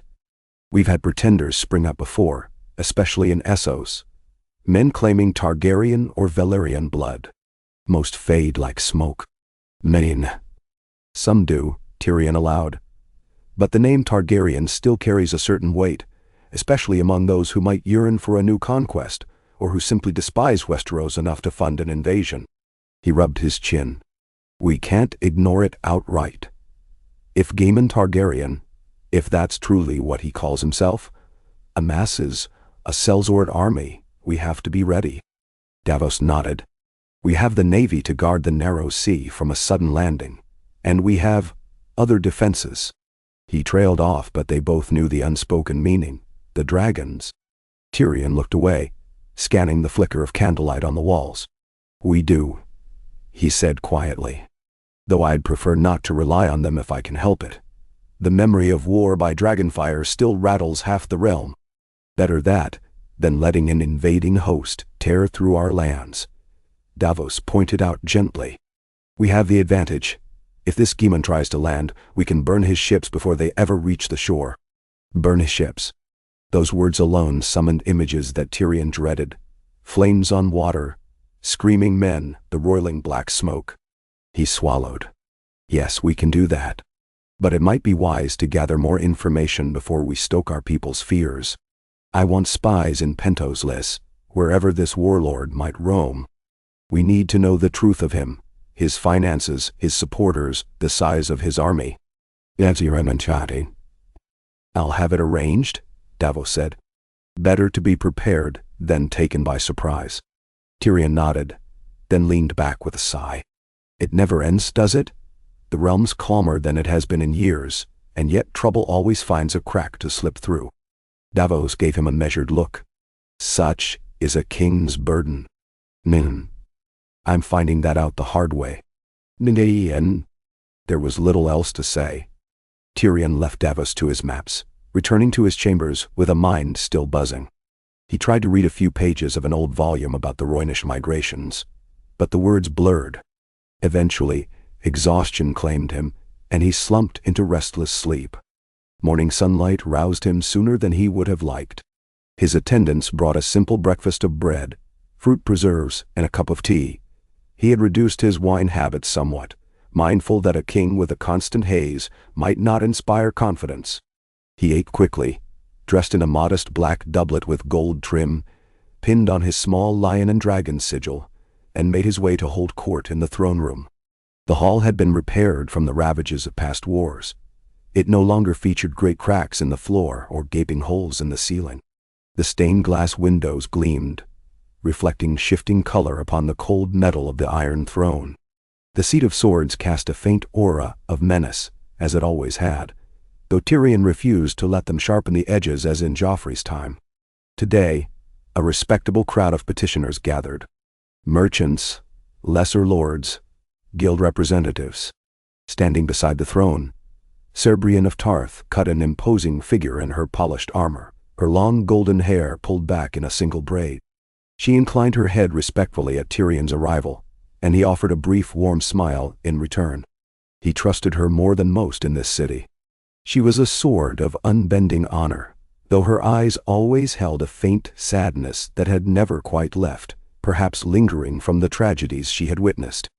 Tyrion took his seat, ignoring the prickle of cold metal against his legs. The herald banged his staff, announcing the day's proceedings. First came a group of cloth merchants complaining about new import fees in the ports. Tyrion listened, weighed the arguments, and offered them a compromise that reduced certain fees in exchange for a vow to keep cloth prices stable for the city's weavers. Next came a minor noble from the Stormlands, who petitioned for a royal decree to settle a border dispute. Tyrion let the man drone on, then asked a few pointed questions, until it became clear that the petitioner was angling for more land than he had any right to claim. A mild rebuke sufficed. The noble left disgruntled, but he would abide by the decision, or so Tyrion hoped. He had learned to spot cunning attempts at land grabs by now. It was near midday, just as Tyrion was starting to imagine a quick respite for lunch, when the herald announced the arrival of a man calling himself Lord Eldrick, evidently from the Vale. The man approached, dressed in traveling finery, a sword at his hip. He knelt with a flourish that suggested a flair for court drama. Tyrion studied him carefully. Middle-aged, a hawk-like cast to his features, eyes that flickered with both cunning and fear. "Your Grace," said Eldrick, rising from the kneel, "I come with tidings from the Vale, and from the Eyrie specifically." That piqued Tyrion's interest. He had not heard much from the Eyrie beyond the usual courtesy reports. The Vale was nominally ruled by the young Lord Robert Arryn, still alive, though perpetually sickly. In practice, a council of regents handled the Vale's affairs, so Tyrion rarely expected dramatic news. "Speak," Tyrion said, gesturing for him to continue. Eldrick cleared his throat, glancing at the courtiers who stood in silent ranks. "My lords and ladies, and your Grace, there is worry in the Vale about brigands who have grown bold. They roam the high passes and extort travelers. Some claim these brigands are receiving funds from across the sea, though I cannot confirm it, but they speak of a new power rising." At that last line, the courtiers shifted uneasily. Tyrion felt his pulse quicken. "Have you heard the name Gaemon Targaryen?" A murmur swept the hall. Eldrick blinked, obviously taken aback that Tyrion would mention it so directly. I have, your Grace. The rumor is that these brigands claim loyalty to him. They whisper that a rightful Targaryen will soon come for the Iron Throne, and they seek to sow discord in his name." It was hardly surprising that local criminals might latch onto the mystique of a rumored Targaryen pretender, but it unsettled Tyrion all the same. And Lord Robert Arryn or his regents, how have they responded? Eldrick drew a careful breath. "Milord Robert is unwell as ever. The regents dispatched knights to clear out the passes, but the brigands are elusive, and the Vale's forces are stretched thin. They fear that if the crown does not step in, the problem may worsen." "Damn." Tyrion resisted the urge to rub his temples.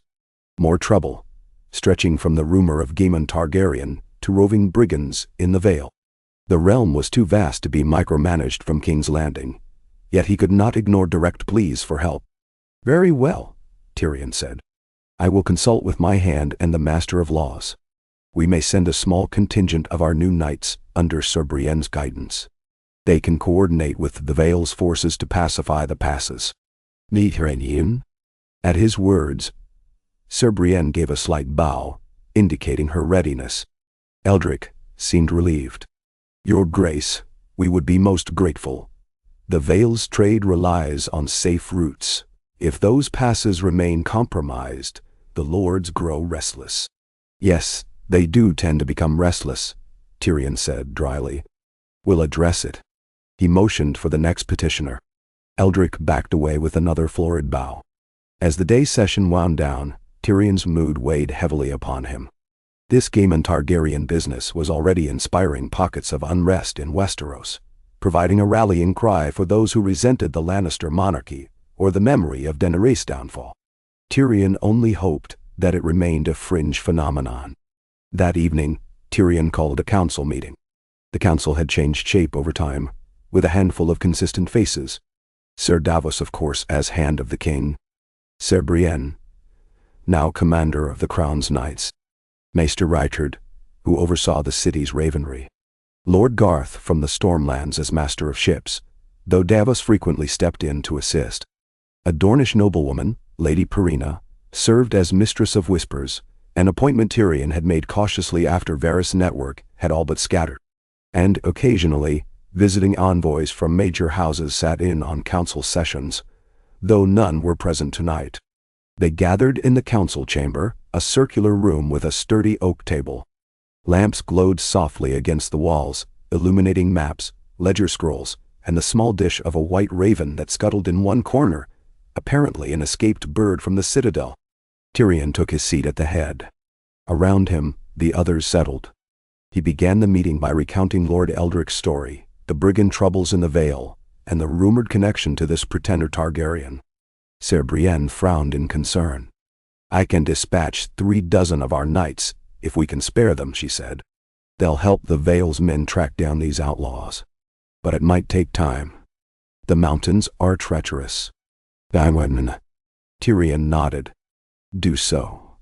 Choose knights well suited to mountain warfare, and coordinate with the regents in the Eyrie, so we're not blundering about without local knowledge." Brienne inclined her head. "As you command, I'll prepare them at once." Next, Tyrion turned to Lady Perina, Mistress of Whispers, a slender Dornish woman with shrewd amber eyes. "Your network, does it confirm these brigands are being funded by Daemon Targaryen, or is that rumor?" She touched a finger to her lips, pensive. "I've heard conflicting reports. Some suggest a smuggler ring from Essos brings coin and weaponry to splinter groups in Westeros, encouraging unrest in Daemon's name. Others say it's only opportunistic criminals using a Targaryen banner to cloak common banditry. Regardless, the name is spreading.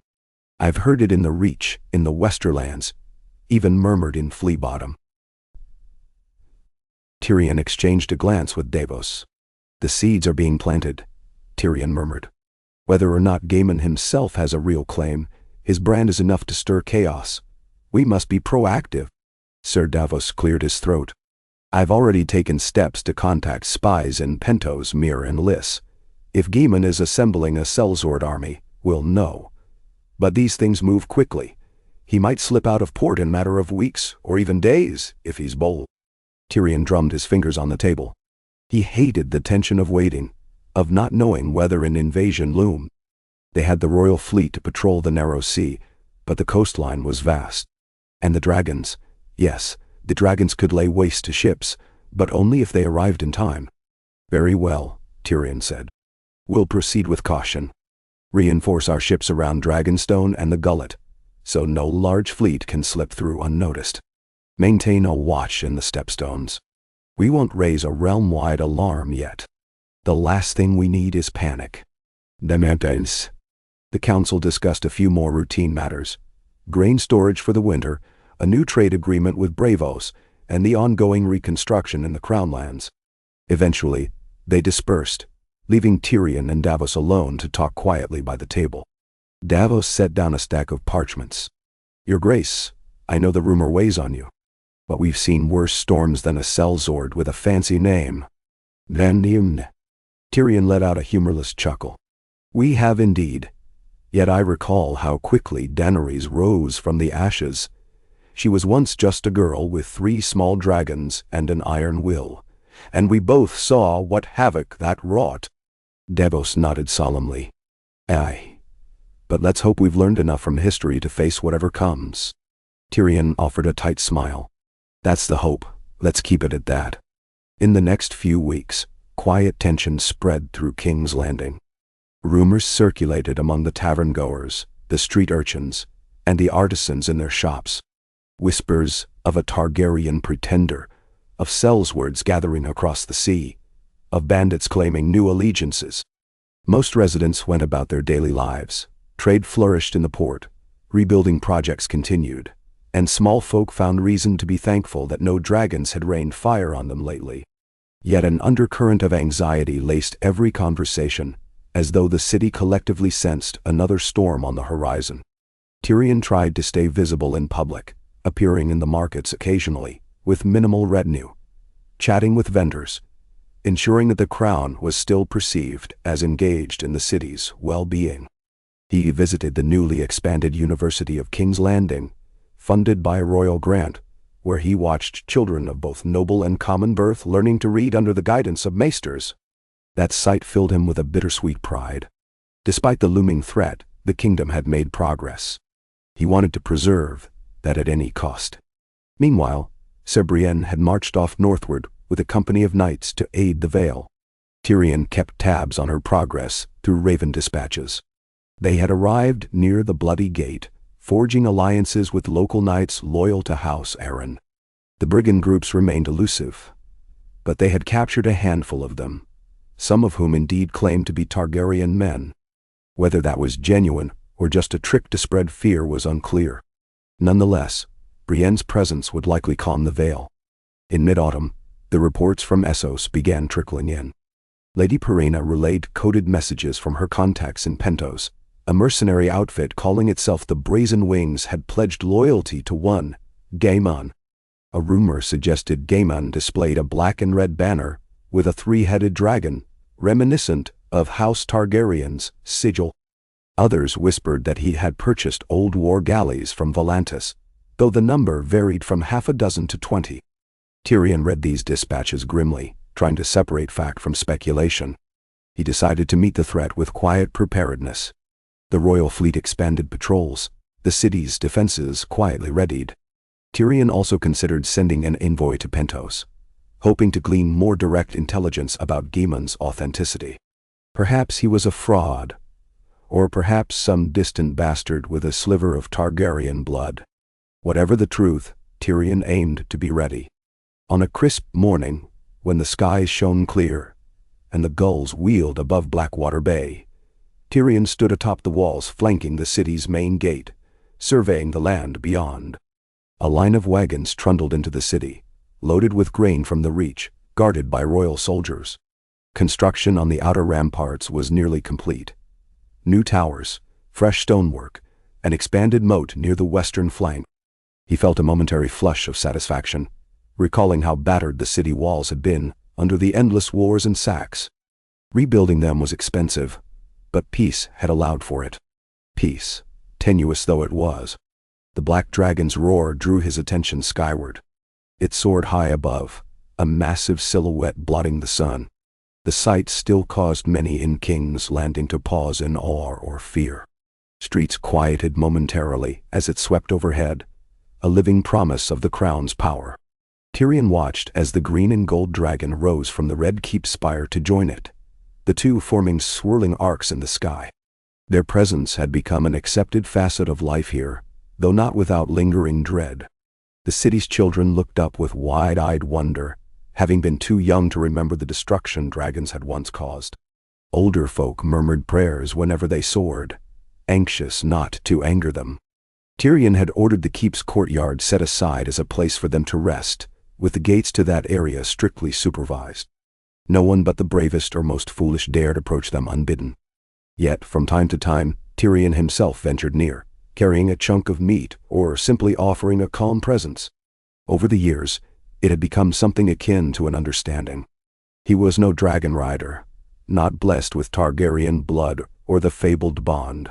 But the beasts tolerated him, perhaps remembering how, on that fateful day of Daenerys' death, he had tried to comfort them in their grief. He had no illusions that they served him out of loyalty. Dragons were their own masters. Still, as long as they roosted at the Red Keep, they provided a potent deterrent to anyone dreaming of toppling his reign. After a while, Tyrion descended from the battlements. He passed through the city, letting a small group of guards trail behind discreetly. Fishermen hauled in crates of wriggling eels at the wharf. A baker hawked fresh loaves, their crusts golden from the oven. Two laughing children scurried past, chased by an exasperated mother. Life seemed normal, a far cry from the hunger and terror the city had known in earlier wars. Tyrion derived some solace from that, reminding himself that not all was doom and gloom. Yet the tension returned in the days that followed, as fresh letters arrived from the east. Maester Reichard read them aloud in a council session. Daemon Targaryen's force was said to be growing, bolstered by the Brazen Wings and a smaller company called the Bloody Spear. Some in Volantis praised him as the Dragon Reborn, a laughable title, though telling of the man's ambitions. Tyrion frowned at the mention of Volantis. That was no trifling city. If local factions there supported Daemon, it might mean coin and chips. Did they resent Westeros for old slights? Or were they enthralled by the idea of seeing a Targaryen reclaim the Iron Throne? Is there mention of when or how he intends to sail? Tyrion asked. Reichard shook his head. No specifics, Your Grace. Merely that his armies gather near the southern coast of Essos, near some undisclosed bay. He might be waiting out the winter seas. Tyrion sighed, glancing at Davos. So he's mustering. We can't let our guard down. Nanasi. Davos tapped a chart showing the shipping lanes between Dorne and Essos. We've got watchers in the stepstones. If he tries to come by that route, we'll know. And we'll meet him with steel and flame before he can land. Ser Brienne, who had recently returned from the Vale after subduing the brigands, folded her arms. We should warn the major houses. If Daemon's fleet tries a pincer approach, landing in multiple places at once, we'll need the lords to raise levies. Tyrion weighed that carefully. True, but I don't want to stoke panic or cause the lords to overreact. We can send discreet messages, advising them to be watchful. Let's not frame it as an imminent threat, or half the realm might mobilize prematurely. Brienne inclined her head, accepting his caution. Lady Perina cleared her throat. I have one other piece of information. She paused, her expression guarded. It seems Daemon is claiming not only Targaryen ancestry, but that he has a dragon egg. The table went silent. Tyrion's chest tightened. A dragon egg, he repeated, voice flat. Yes, said Perina. We've heard that he parades it before his followers, or at least a carved stone that he claims is a genuine egg. He says he will hatch it when he sets foot on Westerosi soil, fulfilling the legacy of old Valyria. Davos muttered a curse. Brienne looked grim. Tyrion felt a chill. Did Daemon truly possess an egg? Daenerys' dragons had hatched from ancient stones she received in Pentos. But those eggs had been lost for centuries, so people said, until Illyrio Mopatis gifted them. Could there be another clutch out there? Or was this simply a grand lie to stir devotion? Perhaps it's real, perhaps not, Tyrion said at last. But the possibility alone could galvanize supporters. They might see him as a second Daenerys, poised to unleash a living dragon upon Westeros. He cast a glance at the window, imagining the black and green beasts perched outside. We can't underestimate the power of symbol and legend. They discussed the matter a while longer, deciding to send more spies to confirm the egg's authenticity. Meanwhile, Tyrion drafted letters to the Lords Paramount, urging caution and readiness without inciting hysteria. He also authorized increased naval patrols in the waters off Dorne, ensuring no surprise landings would slip past. The realm girded itself for a potential clash. Months slipped by, and winter's chill settled across the land. In King's Landing the air grew crisp, and the occasional snow flurry dusted rooftops, a rare sight so far south, but not unknown. Tyrion continued to receive intelligence about Daemon Targaryen's slow but steady rise in Essos, though no official date of invasion emerged. The tension was like a slow tightening coil. The lords of Westeros muttered among themselves, uncertain how to prepare. Some thought Daemon might never cross the sea. Others suspected an attack as soon as the weather improved in spring. Tyrion tried to keep the peace at home, ensuring the realm's harvests were adequately stored against any blockade, doubling down on alliances with the North, the Reach, and Dorne. The Iron Islands, never fully tamed, were quiet for now, perhaps remembering how swiftly the Black Dragon had decimated rebels in the past. In the streets of King's Landing, rumor mingled with daily commerce. Street corner criers shouted about the so-called false Targaryen, urging men to remain loyal to King Tyrion. Yet in secret corners, Some malcontents whispered that the rightful dragon blood would soon dethrone the Imp King. Tyrion was aware of such talk. He let it pass, unless it incited outright sedition. One morning, a hush fell over the Red Keep, as a raven arrived, bearing a crimson wax seal from Braavos. Tyrion and Sir Davos opened it privately. The letter was short.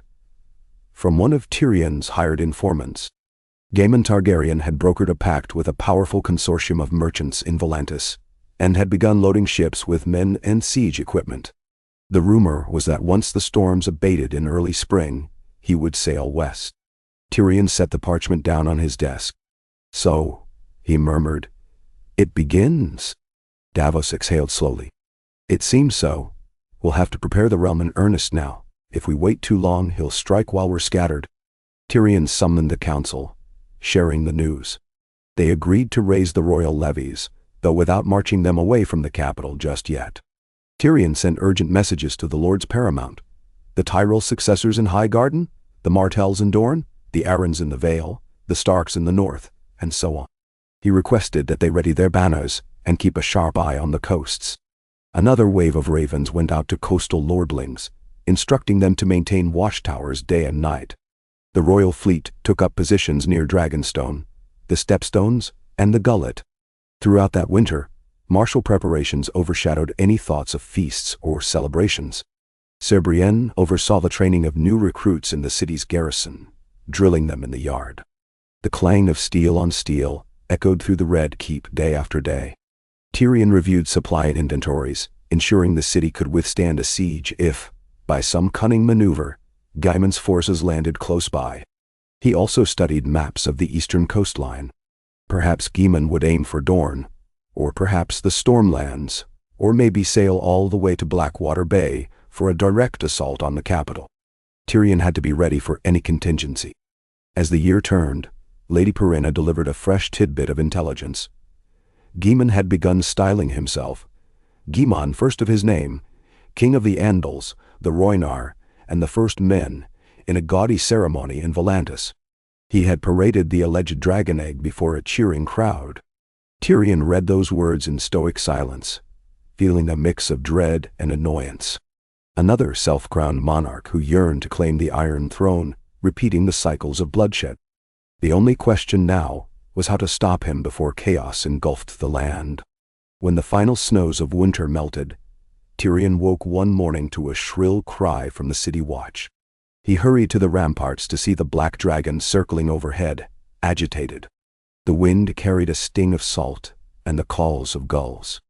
On the horizon, he saw sails, friendly sails, fortunately, from the royal fleet, accompanied by a smaller escort, likely returning from a scouting run. Tyrion's anxiety spiked, worried they might bear news of Gaiman's movements. He hurried down to the quay, Sir Davos at his side. The massive warship slid into the harbor, its sails furled, banners snapping. Captain Mardoon, a seasoned man with salt and pepper hair, stepped ashore and offered a curt bow. "Your Grace, Lord Hand," he said gravely. "We've scouted near the Stepstones. There's no sign of Gaiman's fleet, but we received word from passing traders that a large armada was gathering south of Volantis, possibly over 100 ships." A ripple of alarm coursed through Tyrion. 100 ships, if they were true war galleys that could carry thousands of men, and they fly a dragon banner? Tyrion asked. Mardoon nodded. "So the traders say, though they kept their distance. We suspect he might set sail within the fortnight, if the winds favor him." Tyrion looked to Davos, who set his jaw. "We must finalize our defenses now," Davos said softly. "He won't catch us unprepared." Nodding, Tyrion thanked the captain and dismissed him to rest. Then he turned to Davos. "Send ravens across the realm. Tell them Gaiman is coming." "Yes, Your Grace." Davos paused, brow furrowed. "We'll want a plan for repelling him at sea. If we can intercept his fleet before it reaches land, we can spare ourselves a ground war." Tyrion gestured for him to walk. They headed along the harbor's edge, away from curious onlookers. "We have the advantage in defending familiar waters," Tyrion mused. "But he has numbers. If he's truly mustered hundreds of ships, that's a formidable force. Our fleet might not outmatch them in open battle." Davos' eyes narrowed. Unless we use the dragons. One pass over a crowded armada with flames raining down, and his warships will burn like tinder. That was the straightforward solution. The very reason dragons had once subjugated the Seven Kingdoms so swiftly. Tyrion exhaled. I know. And perhaps that's what we must do. But I wonder if we can avoid unleashing that terror. So many men will die. Sellswords, conscripts. They might not even believe in Daemon's cause. Daemon? Davos gave him a sympathetic look. Your Grace, war is rarely merciful. If we fight them on land, it might be worse for the small folk. Better to meet them at sea. Tyrion halted, gazing out at the shimmering waters. He remembered the Battle of the Blackwater when wildfire had consumed Stannis' fleet. He had orchestrated that defense. The screams of burning sailors had haunted him ever since. Now, ironically, he faced a parallel scenario, though the potential devastation could be even greater. We'll see, he murmured. We'll see. As the days pressed on, tension mounted. The various lords of Westeros began moving their armies toward coastal strongpoints or rallying near King's Landing. The roads filled with marching columns of bannermen. The capital itself grew crowded with soldiers, straining its accommodations. Tyrion took pains to ensure discipline, not wanting the city to devolve into chaos with so many armed men idling. He placed watchful knights on every corner, cracked down on unruly behavior. For the most part, the presence of the Black Dragon perched above the keep encouraged good conduct. No one wanted to provoke a beast that could incinerate a regiment in moments. One bright morning, a new raven arrived, bearing an urgent message from a scout near the stepstones. Daemon's armada had indeed sailed. They were crossing the summer sea, heading northwest. By all accounts, it was large. Possibly 150 ships. Tyrion's mind raced. The time for final decisions had arrived. He convened the War Council in the Red Keep's Grand Solar. Lined with tall windows overlooking the bay, the chamber allowed them to observe the harbor where their fleet prepared to set sail. Ser Davos, Ser Brienne, Lady Perena, Lord Garth, and other key advisors clustered around a massive table on which a detailed map of Westeros lay pinned. Reports place Daemon's fleet here, Davos said, tapping an area south of the stepstones. They'll likely come around the western side of those islands to avoid corsairs, then head for a landing point, perhaps in Dorne, or even the Stormlands. Lord Garth, a solidly built man with silver-streaked hair, folded his arms. We must meet them at sea. Storm's End can muster archers on the cliffs, but that won't stop an entire armada. Tyrion nodded, tracing possible routes with a finger. If they try to land near the Cape of Wrath, we can intercept them in Blackwater Bay. If they go south to Sunspear, Dorne's fleet might slow them, but not for long. Dorne's fleet is smaller, Davos reminded him. They can't defeat Daemon alone. Brienne tapped the table. With the combined forces of the royal fleet and your dragons, your grace, you could sink most of Daemon's ships before they ever anchor. The room fell quiet, all eyes on Tyrion. They knew the simplest path to victory. Unleash the dragons. But Tyrion felt that old, familiar dread coiling in his stomach. Yes, he said slowly. That is an option. We must be prepared to act swiftly. However, I want to give them a chance to surrender. Not all aboard those ships are hardened criminals. Many are sellswords chasing gold. No. Lady Perena arched a brow. Your Grace, Daemon is proclaiming himself a rightful king. He won't surrender easily.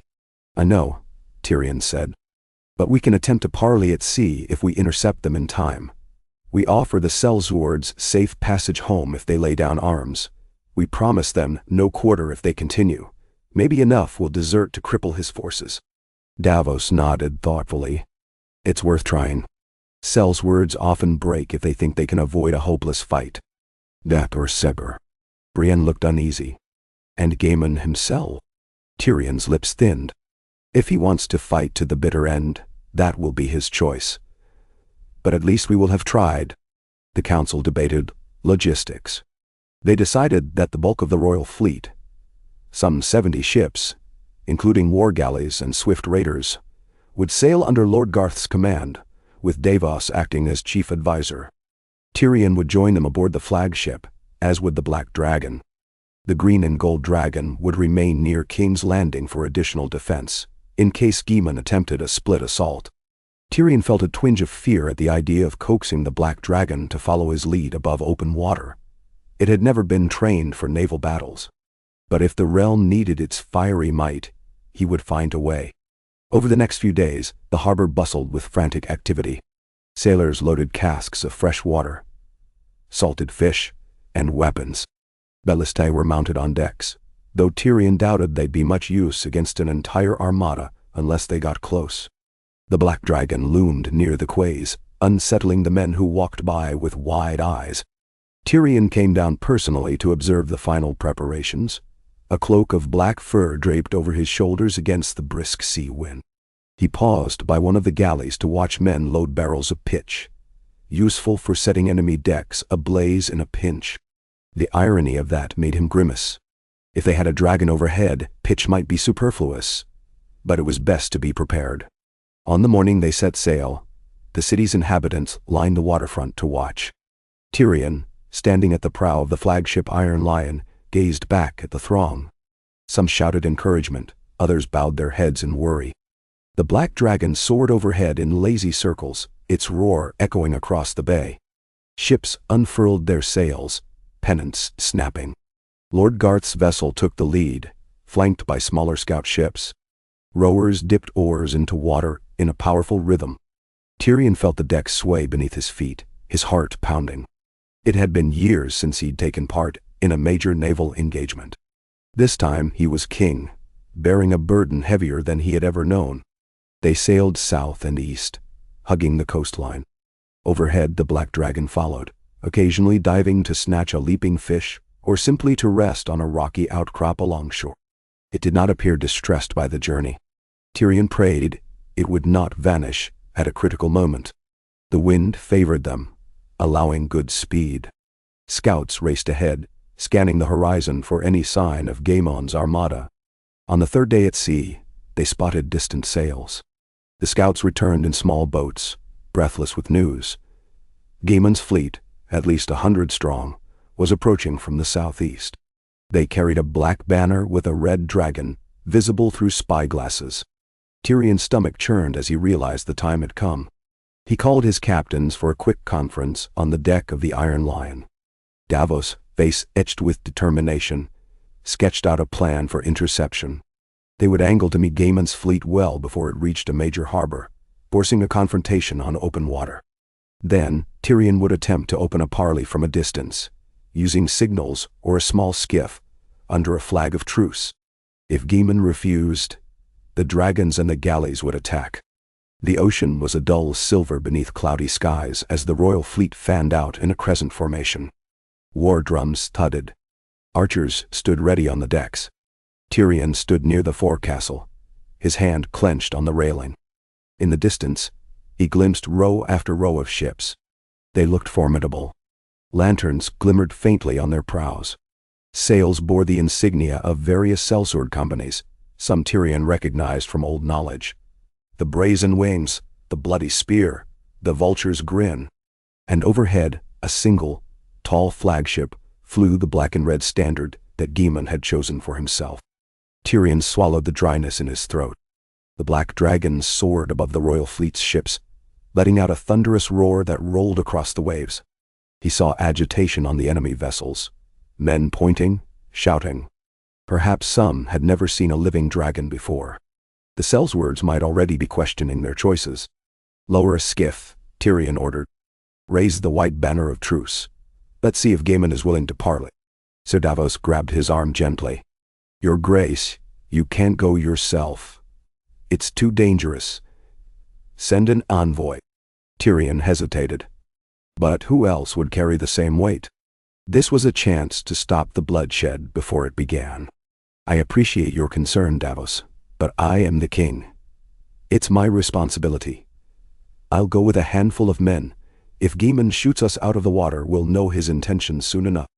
Reluctantly, Davos agreed, promising to stand by with the fleet in a ready formation. The Black Dragon, presumably, would circle above, though no one could truly command it. Tyrion took a half-dozen men, among them a knight carrying the white banner. They lowered the small skiff, which bobbed precariously in the chop, and rowed out toward the oncoming armada. The sea air whipped at Tyrion's cloak as they drew near the leading enemy vessels. Archers lined the rails, arrows nocked. Tyrion's men raised the white cloth high, hoping not to be peppered with shafts. He spotted a large galley, presumably Gaemon's flagship, decorated with the stylized three-headed dragon motif. A voice shouted from that deck, demanding to know their purpose. "King Tyrion of Westeros requests a parley?" Tyrion shouted back, standing in the skiff. "We come unarmed under the white banner." A commotion ensued among the sellswords above. Finally, a rope ladder was tossed over. The men in the skiff guided it alongside, and Tyrion gingerly climbed up, cursing under his breath at the swaying of the ladder. 2 of his men followed, while the others stayed with the boat. On the enemy deck, a ring of armed mercenaries closed in. They stared at Tyrion in surprise, some with smirks, others with uneasy glances at the sky, where the black dragon's silhouette passed overhead. Standing near the helm was a tall figure in black and scarlet leather, silver hair streaming in the wind. He was perhaps in his early 30s, with a proud tilt to his chin, and a face that might have been handsome if not for the haughty sneer. A slender blade hung at his hip. Behind him stood a standard-bearer holding the black dragon banner. Tyrion's heart lurched at the resemblance. That silver hair, reminiscent of Targaryen lines. Was this Gaemon? The man's gaze flicked over Tyrion, noting his dwarf stature. Then he let out a short, mocking laugh. "So the Imp King comes in person. How bold." Tyrion forced a thin smile. "Gaemon Targaryen, I presume. Or shall I call you something else?" Gaemon's expression hardened.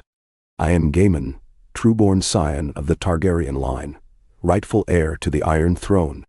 He gestured to the men around him, some of whom still looked uneasy. "And who are you, to cling to that throne by right of treachery and dragons you barely control?" Tyrion felt anger simmer, but kept his tone measured. "I am Tyrion of House Lannister, crowned king by the lords of Westeros, after Daenerys Targaryen's passing. And I come here to propose a halt to bloodshed. You have 100 ships, perhaps more. I have a fleet waiting and—" He paused, letting the roar from above punctuate his point. "A dragon that's already far larger than any rumored egg you might carry." Gaemon's eyes narrowed, flicking to the sky. Your beast is impressive. But I have the blood of old Valyria in my veins. My egg will hatch in due time. You are no dragon, Lord Lannister. You're but a caretaker, using a stolen weapon. When I set foot on Westerosi soil, I will reveal the true might of House Targaryen." And his confidence sparked murmurs among the sellswords. Tyrion studied them, trying to gauge the men's loyalty. Many looked uncertain, their eyes darting from Gaemon to Tyrion's small form.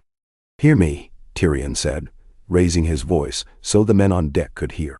"Westeros has no desire for more war. I offer you clemency if you turn back now. Sellswords, take your wages from Gaemon if you can, but do not step foot on our shores. I will permit you safe passage home. If, however, you persist in this folly and come against the might of Westeros and its dragons, you will find only death in the sea." Enter. Gaemon let out a harsh laugh. "Bravado. Did you not quiver beneath Daenerys dragons once?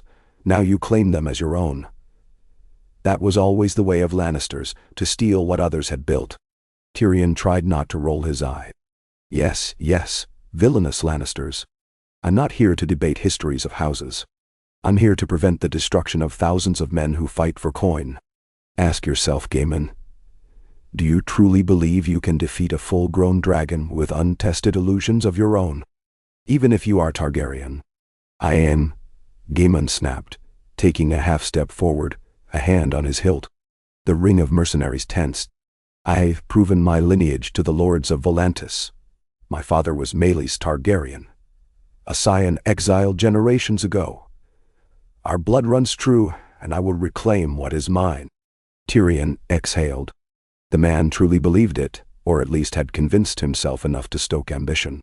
Then at least grant your men the choice, Tyrion said. Let them see the dragon overhead, and decide if they wish to face it. Let them see that Westeros is not undefended. He raised his voice. You there, Sellswords, do you want to risk your lives for a claim that might well be false, when the certain truth is that a massive beast can burn your ships to splinters? If you turn away now, you live. If you press on, I cannot promise mercy. A ripple of anxiety moved through the mercenaries. Some shifted on their feet, glancing at Gaiman. The man's expression darkened. He sensed the seeds of doubt. Enough, Gaiman said.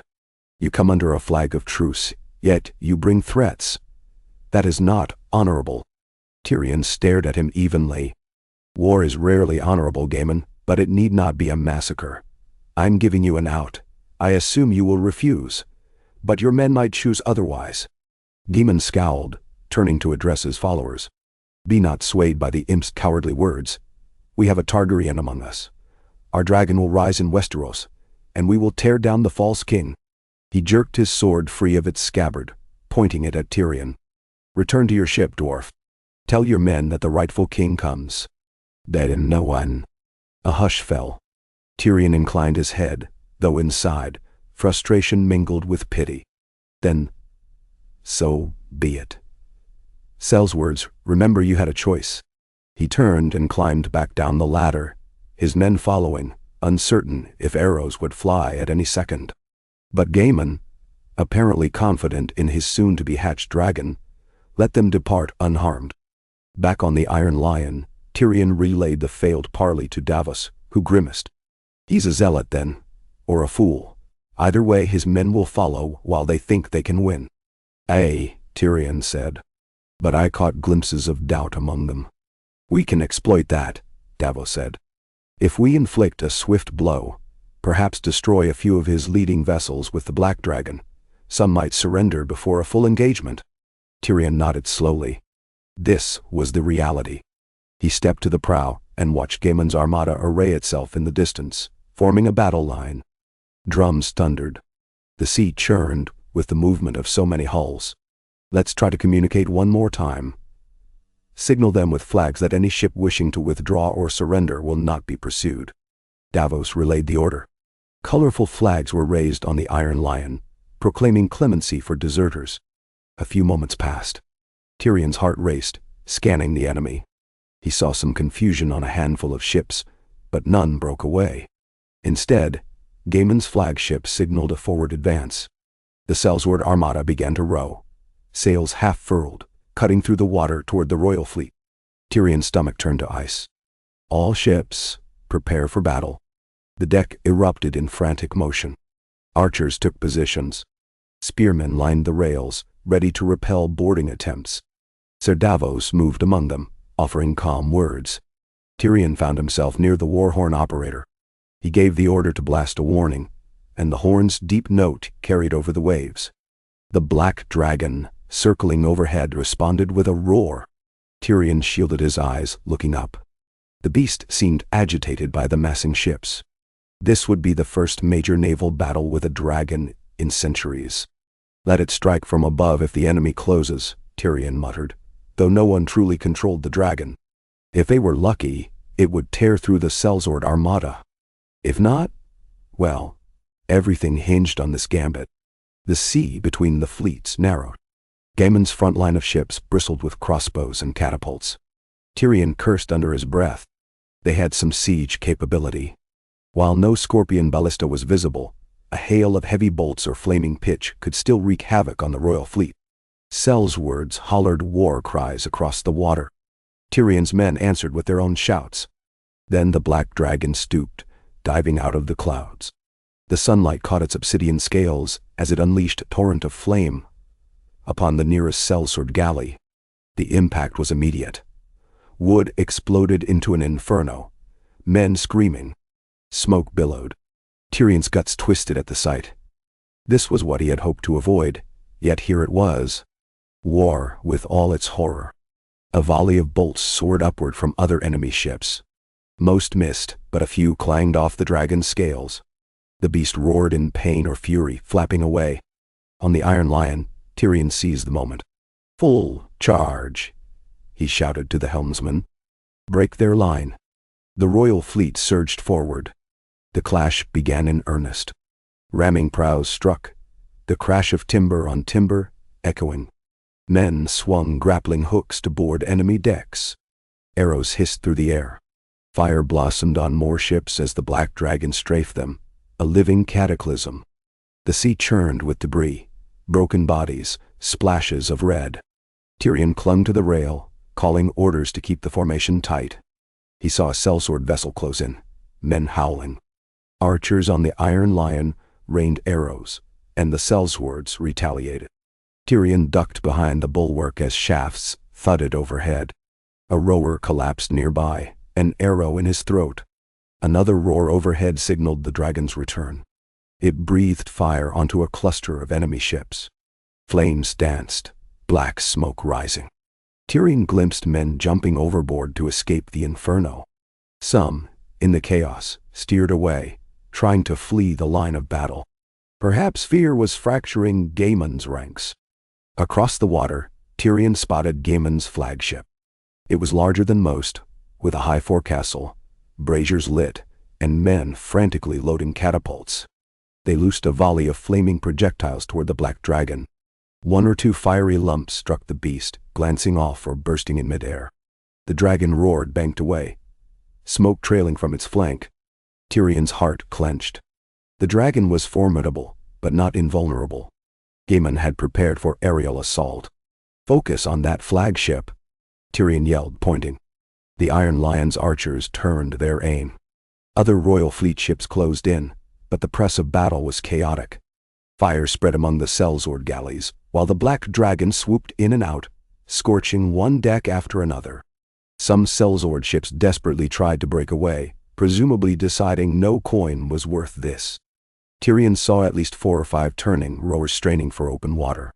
Others, more resolute or more fanatical, continued to press forward, attempting to ram the royal fleet. Suddenly, a battered sellsword galley collided with the Iron Lion, sending a jolt through the deck. The two hulls scraped, men from the enemy ship leaping aboard, brandishing swords and axes. Tyrion found himself in a swirl of close-quarters combat as the royal fleet soldiers counterattacked. Steel rang against steel. One sellsword lunged at Tyrion, only to be tackled by a knight who drove a spear through the man's shoulder. Tyrion stumbled back, panting, cursing his short legs that made mobility difficult. He was no stranger to fighting, but he had no illusions of thriving in the melee. Captain Mardoon bellowed orders to repel boarders. The deck turned slick with blood. Tyrion glimpsed Davos across the way, parrying a swordsman's strike, then knocking him overboard with a furious shove. Another wave of flame spewed overhead, and a portion of the sellsword galley next to them exploded in a swirl of charred beams. The heat was intense, forcing men to recoil. The black dragon's shadow passed overhead. The collision parted after a minute or so, the battered enemy ship listing to one side. Some sellswords cast aside their weapons, leaping into the water. The Iron Lion's archers fired at them, though Tyrion shouted for them to cease. "Let them flee. They're done." Gasping for breath, Tyrion surveyed the broader battle. It was a tapestry of chaos. Burning wrecks, drifting bodies, men hacking at each other on listing decks. The black dragon made another pass, pouring flame onto Gaemon's flagship. But they had layered the hull with dampened hides apparently, and though it caught fire in places, the entire ship did not immediately burn. The catapult crews kept firing at the dragon, trying to ward it off. A few more near hits made the beast shriek and wheel away. In the midst of it all, Tyrion saw that many sellsword vessels were breaking formation, either fleeing or surrendering. White cloths appeared on some decks. The royal fleet capitalized, surrounding them. Hope flared in Tyrion's chest. This might end quickly if Gaemon's men deserted in droves. But the self-proclaimed Targaryen's flagship pressed on, leading a small knot of loyal ships that fought fiercely, seemingly determined to break through. Tyrion wiped sweat from his brow, smearing soot in the process. "Signal a push on Gaemon's flagship," he commanded, wanting to cut the head off the snake. Drums pounded. The Iron Lion rode forward, flanked by 2 allied galleys. They crashed into the circle of defenders around Gaiman's ship, grapples thrown. A violent melee erupted. The black dragon circled overhead, searching for an opening. At last, Tyrion saw the monstrous shape descend. In a fury of claws and fangs, the black dragon landed halfway on Gaiman's deck, crushing a catapult, men scattering in horror. The beast snapped its jaws, biting a screaming sellsword in two. Fire erupted from its maw, scorching the helm. Tyrion's heart lurched at the carnage. Even as the men died, they shot crossbow bolts into the dragon's flank, some penetrating scaly gaps. The creature roared in agony, thrashing. Sparks and splinters filled the air. Gaiman himself appeared on the quarterdeck, brandishing a spear fitted with a black iron tip. "No!" Tyrion gasped, seeing the man's intent. Gaiman hurled the spear at the dragon's neck. With uncanny precision, it lodged in a joint of scales. The dragon bellowed, writhing, flames spurting uncontrollably, setting the rigging ablaze. Gaiman rolled aside, calling for his men to aim more projectiles. But the dragon's fury was unstoppable. Bloodied though it was, it lashed its tail, smashing the quarterdeck. Gaiman was knocked aside, only to scramble to his feet, a snarl on his lips. Tyrion, from the Iron Lion's prow, watched in morbid fascination as the swirling chaos of man versus beast reached a crescendo. The dragon reared up, jaws parted in a deafening roar. Gaiman, silver hair plastered to his brow by sweat and blood, lifted a small object from his belt, a glossy, dark oval. The alleged dragon Eggjotch. He held it aloft as if summoning power. Tyrion felt a stab of dread. Was he truly about to hatch it? That seemed impossible in the thick of battle. Yet Gaiman's defiant gesture fired up his remaining men, who let loose a volley of arrows at the black dragon's face. In a single terrible moment, the black dragon's head snapped down, jaws enclosing Gaiman in flame and fang. A blinding flash of orange lit the deck. Gaiman's scream vanished, replaced by the roar of inferno. The precious egg tumbled from his grasp, rolling across the blazing timbers. The beast's teeth closed once more, severing Gaiman's life in a heartbeat. Then it unleashed a final torrent of flame that consumed the quarterdeck entirely, men shrieking as they fell into the flames or the sea. Tyrion jerked back, half sick, as the flagship's structure began to collapse. The black dragon let out a triumphant roar, flaring its wings. With a mighty heave, it cast off from the deck, trailing smoke and blood from its wounds, soaring skyward. The flagship, mortally wounded, listed heavily. Flames devoured the sails, the beams. Sellswords leapt overboard, flailing in the churning water. A hush seemed to fall, broken only by the crackle of burning wood and the groans of the dying. Slowly, the rest of Gaiman's flotilla realized their leader was gone. Seeing the black dragon overhead, many tossed their weapons down, raising white flags. Others tried to flee, but the royal fleet pursued. Over the next hour, the battle ended in a rout. Bodies and wreckage floated for miles. Tyrion oversaw rescue efforts for any who surrendered. He did not wish for further needless deaths. Some sellswords wept with relief to be alive, cursing Gaiman's madness. Amid the smoldering debris of Gaiman's flagship, a few survivors clung to drifting planks. Tyrion ordered a small boat to approach, hoping to glean any final intelligence. They found men blistered with burns, barely conscious. One of them rasped about an egg that had sunk. The last vestige of Gaiman's pretension vanished beneath the waves. Tyrion imagined it settling into the cold depths, lost forever. If it had been real, if it had ever contained life. Standing on the Iron Lion's deck, Tyrion surveyed the remnants of the battle. It was victory, yes, but a victory paid for with rivers of blood. Smoke coiled into the sky, a black banner of a different sort. Crewmen cheered half-heartedly, exhausted. The black dragon wheeled in the distance, presumably seeking a safe perch. Tyrion's eyes stung with more than sweat or salt air. He thought of how Daenerys had once believed dragons were the key to freeing the world. And here they were again, forging victory through flame and carnage. In the aftermath, the royal fleet secured or sank the battered sellsword ships. Davos, battered but alive, came to Tyrion's side. "We've done it," he said, voice hoarse. "Daemon is dead. His men are surrendering in droves. The rest flee south." Tyrion stared at the horizon, where the sun set in a haze of smoke. "Yes," he murmured. "We've prevented an invasion. Another war ended." Davos placed a steady hand on his shoulder. "I know you wish it hadn't come to this, but you've saved countless lives by meeting him at sea." "We have," Tyrion said softly. Yet he could not banish the images of the burning ships, men consumed in an instant by dragonfire. He felt the hollow pang of that old guilt. Another tragedy in the name of preserving peace. They sailed northward with the survivors, taking them as prisoners, or letting some go once they swore never to raise arms against Westeros again.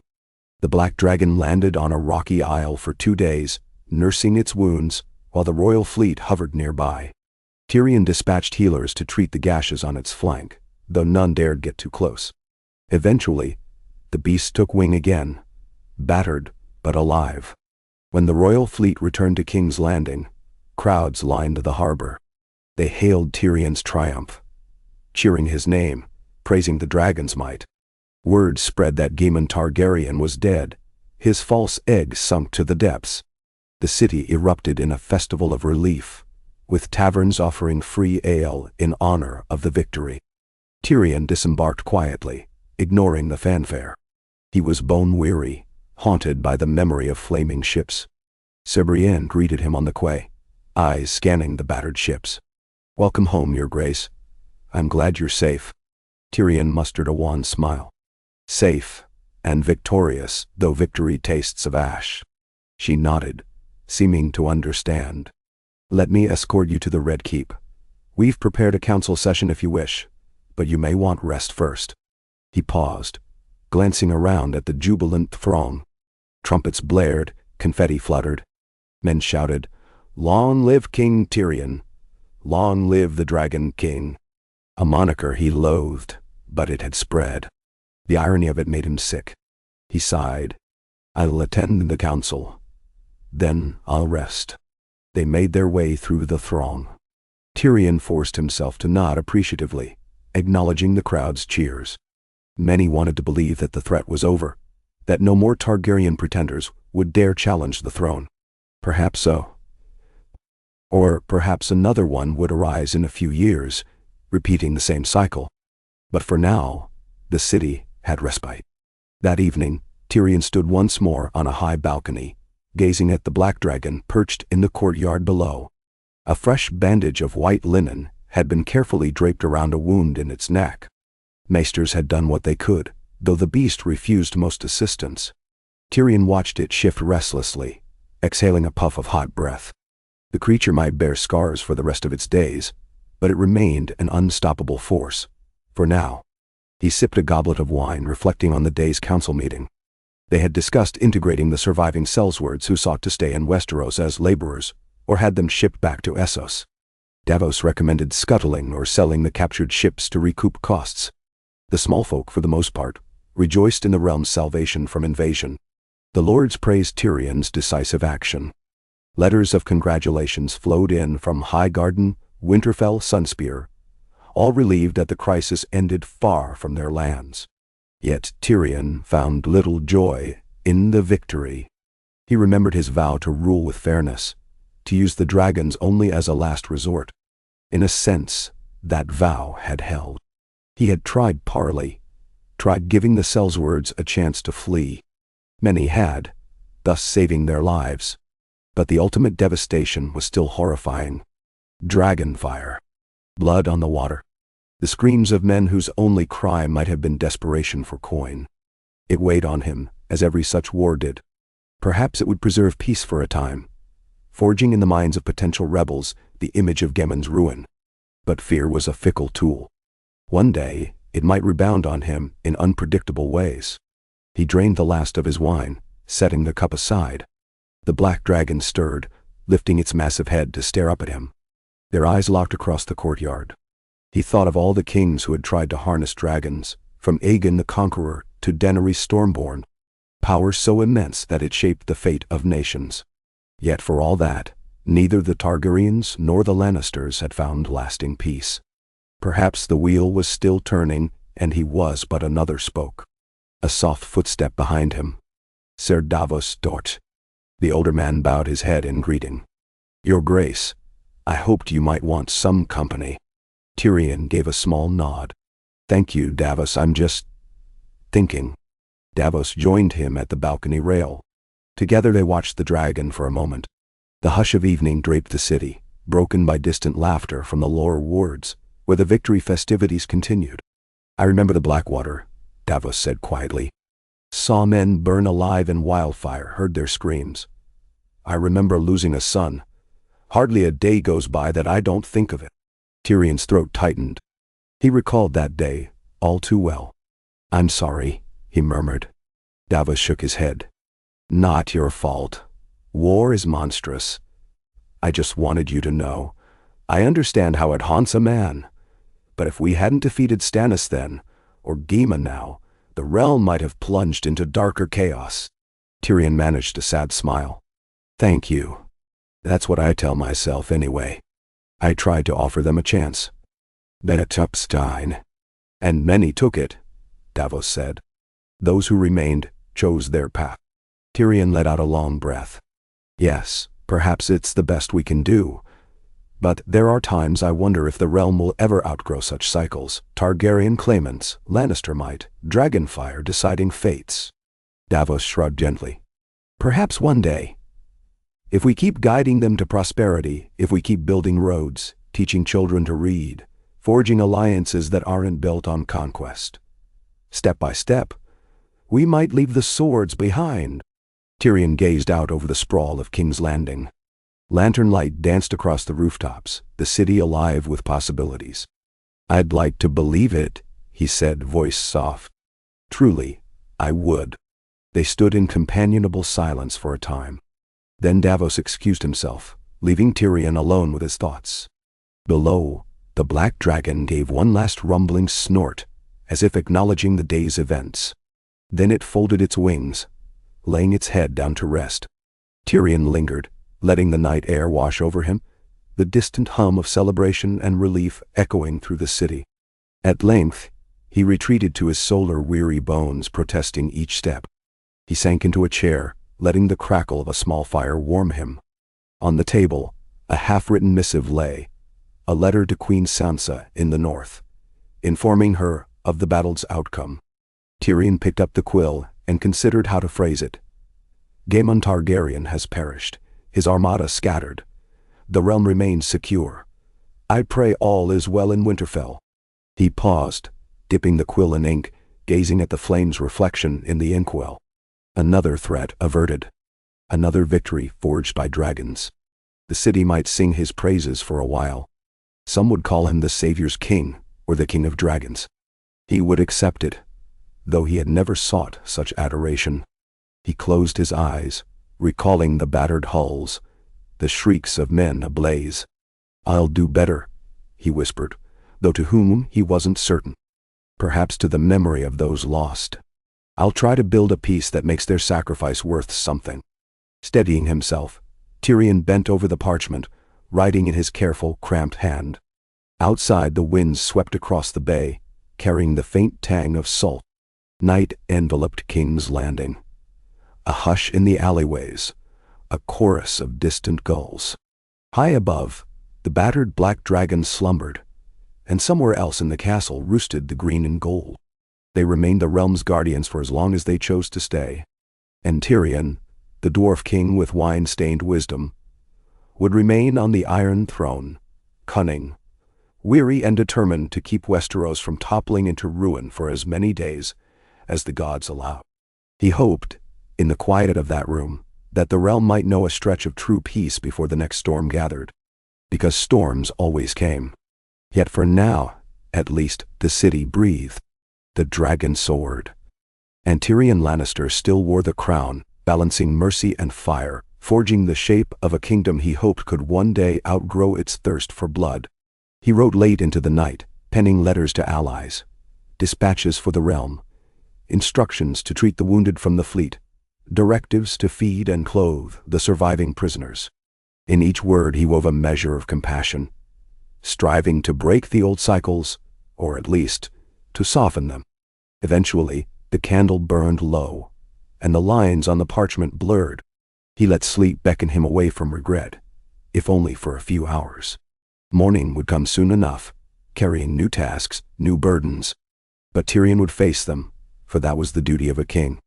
He rose from his chair and looked out the window once more, catching a glimpse of the black dragon's outline in the courtyard below. A pang of strange gratitude went through him.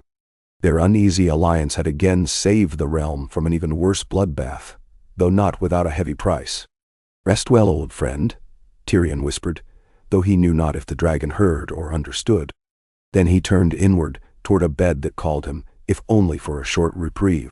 The city of King's Landing slept under the wings of a creature from myth, guarded by a king who wrestled with conscience and crowned burdens. As the night held them both, the realm found a moment's calm. And for Tyrion, that fleeting lull was all the solace he dared to hope for. A slender thread of peace in a land forever shadowed by the memory of fire and blood.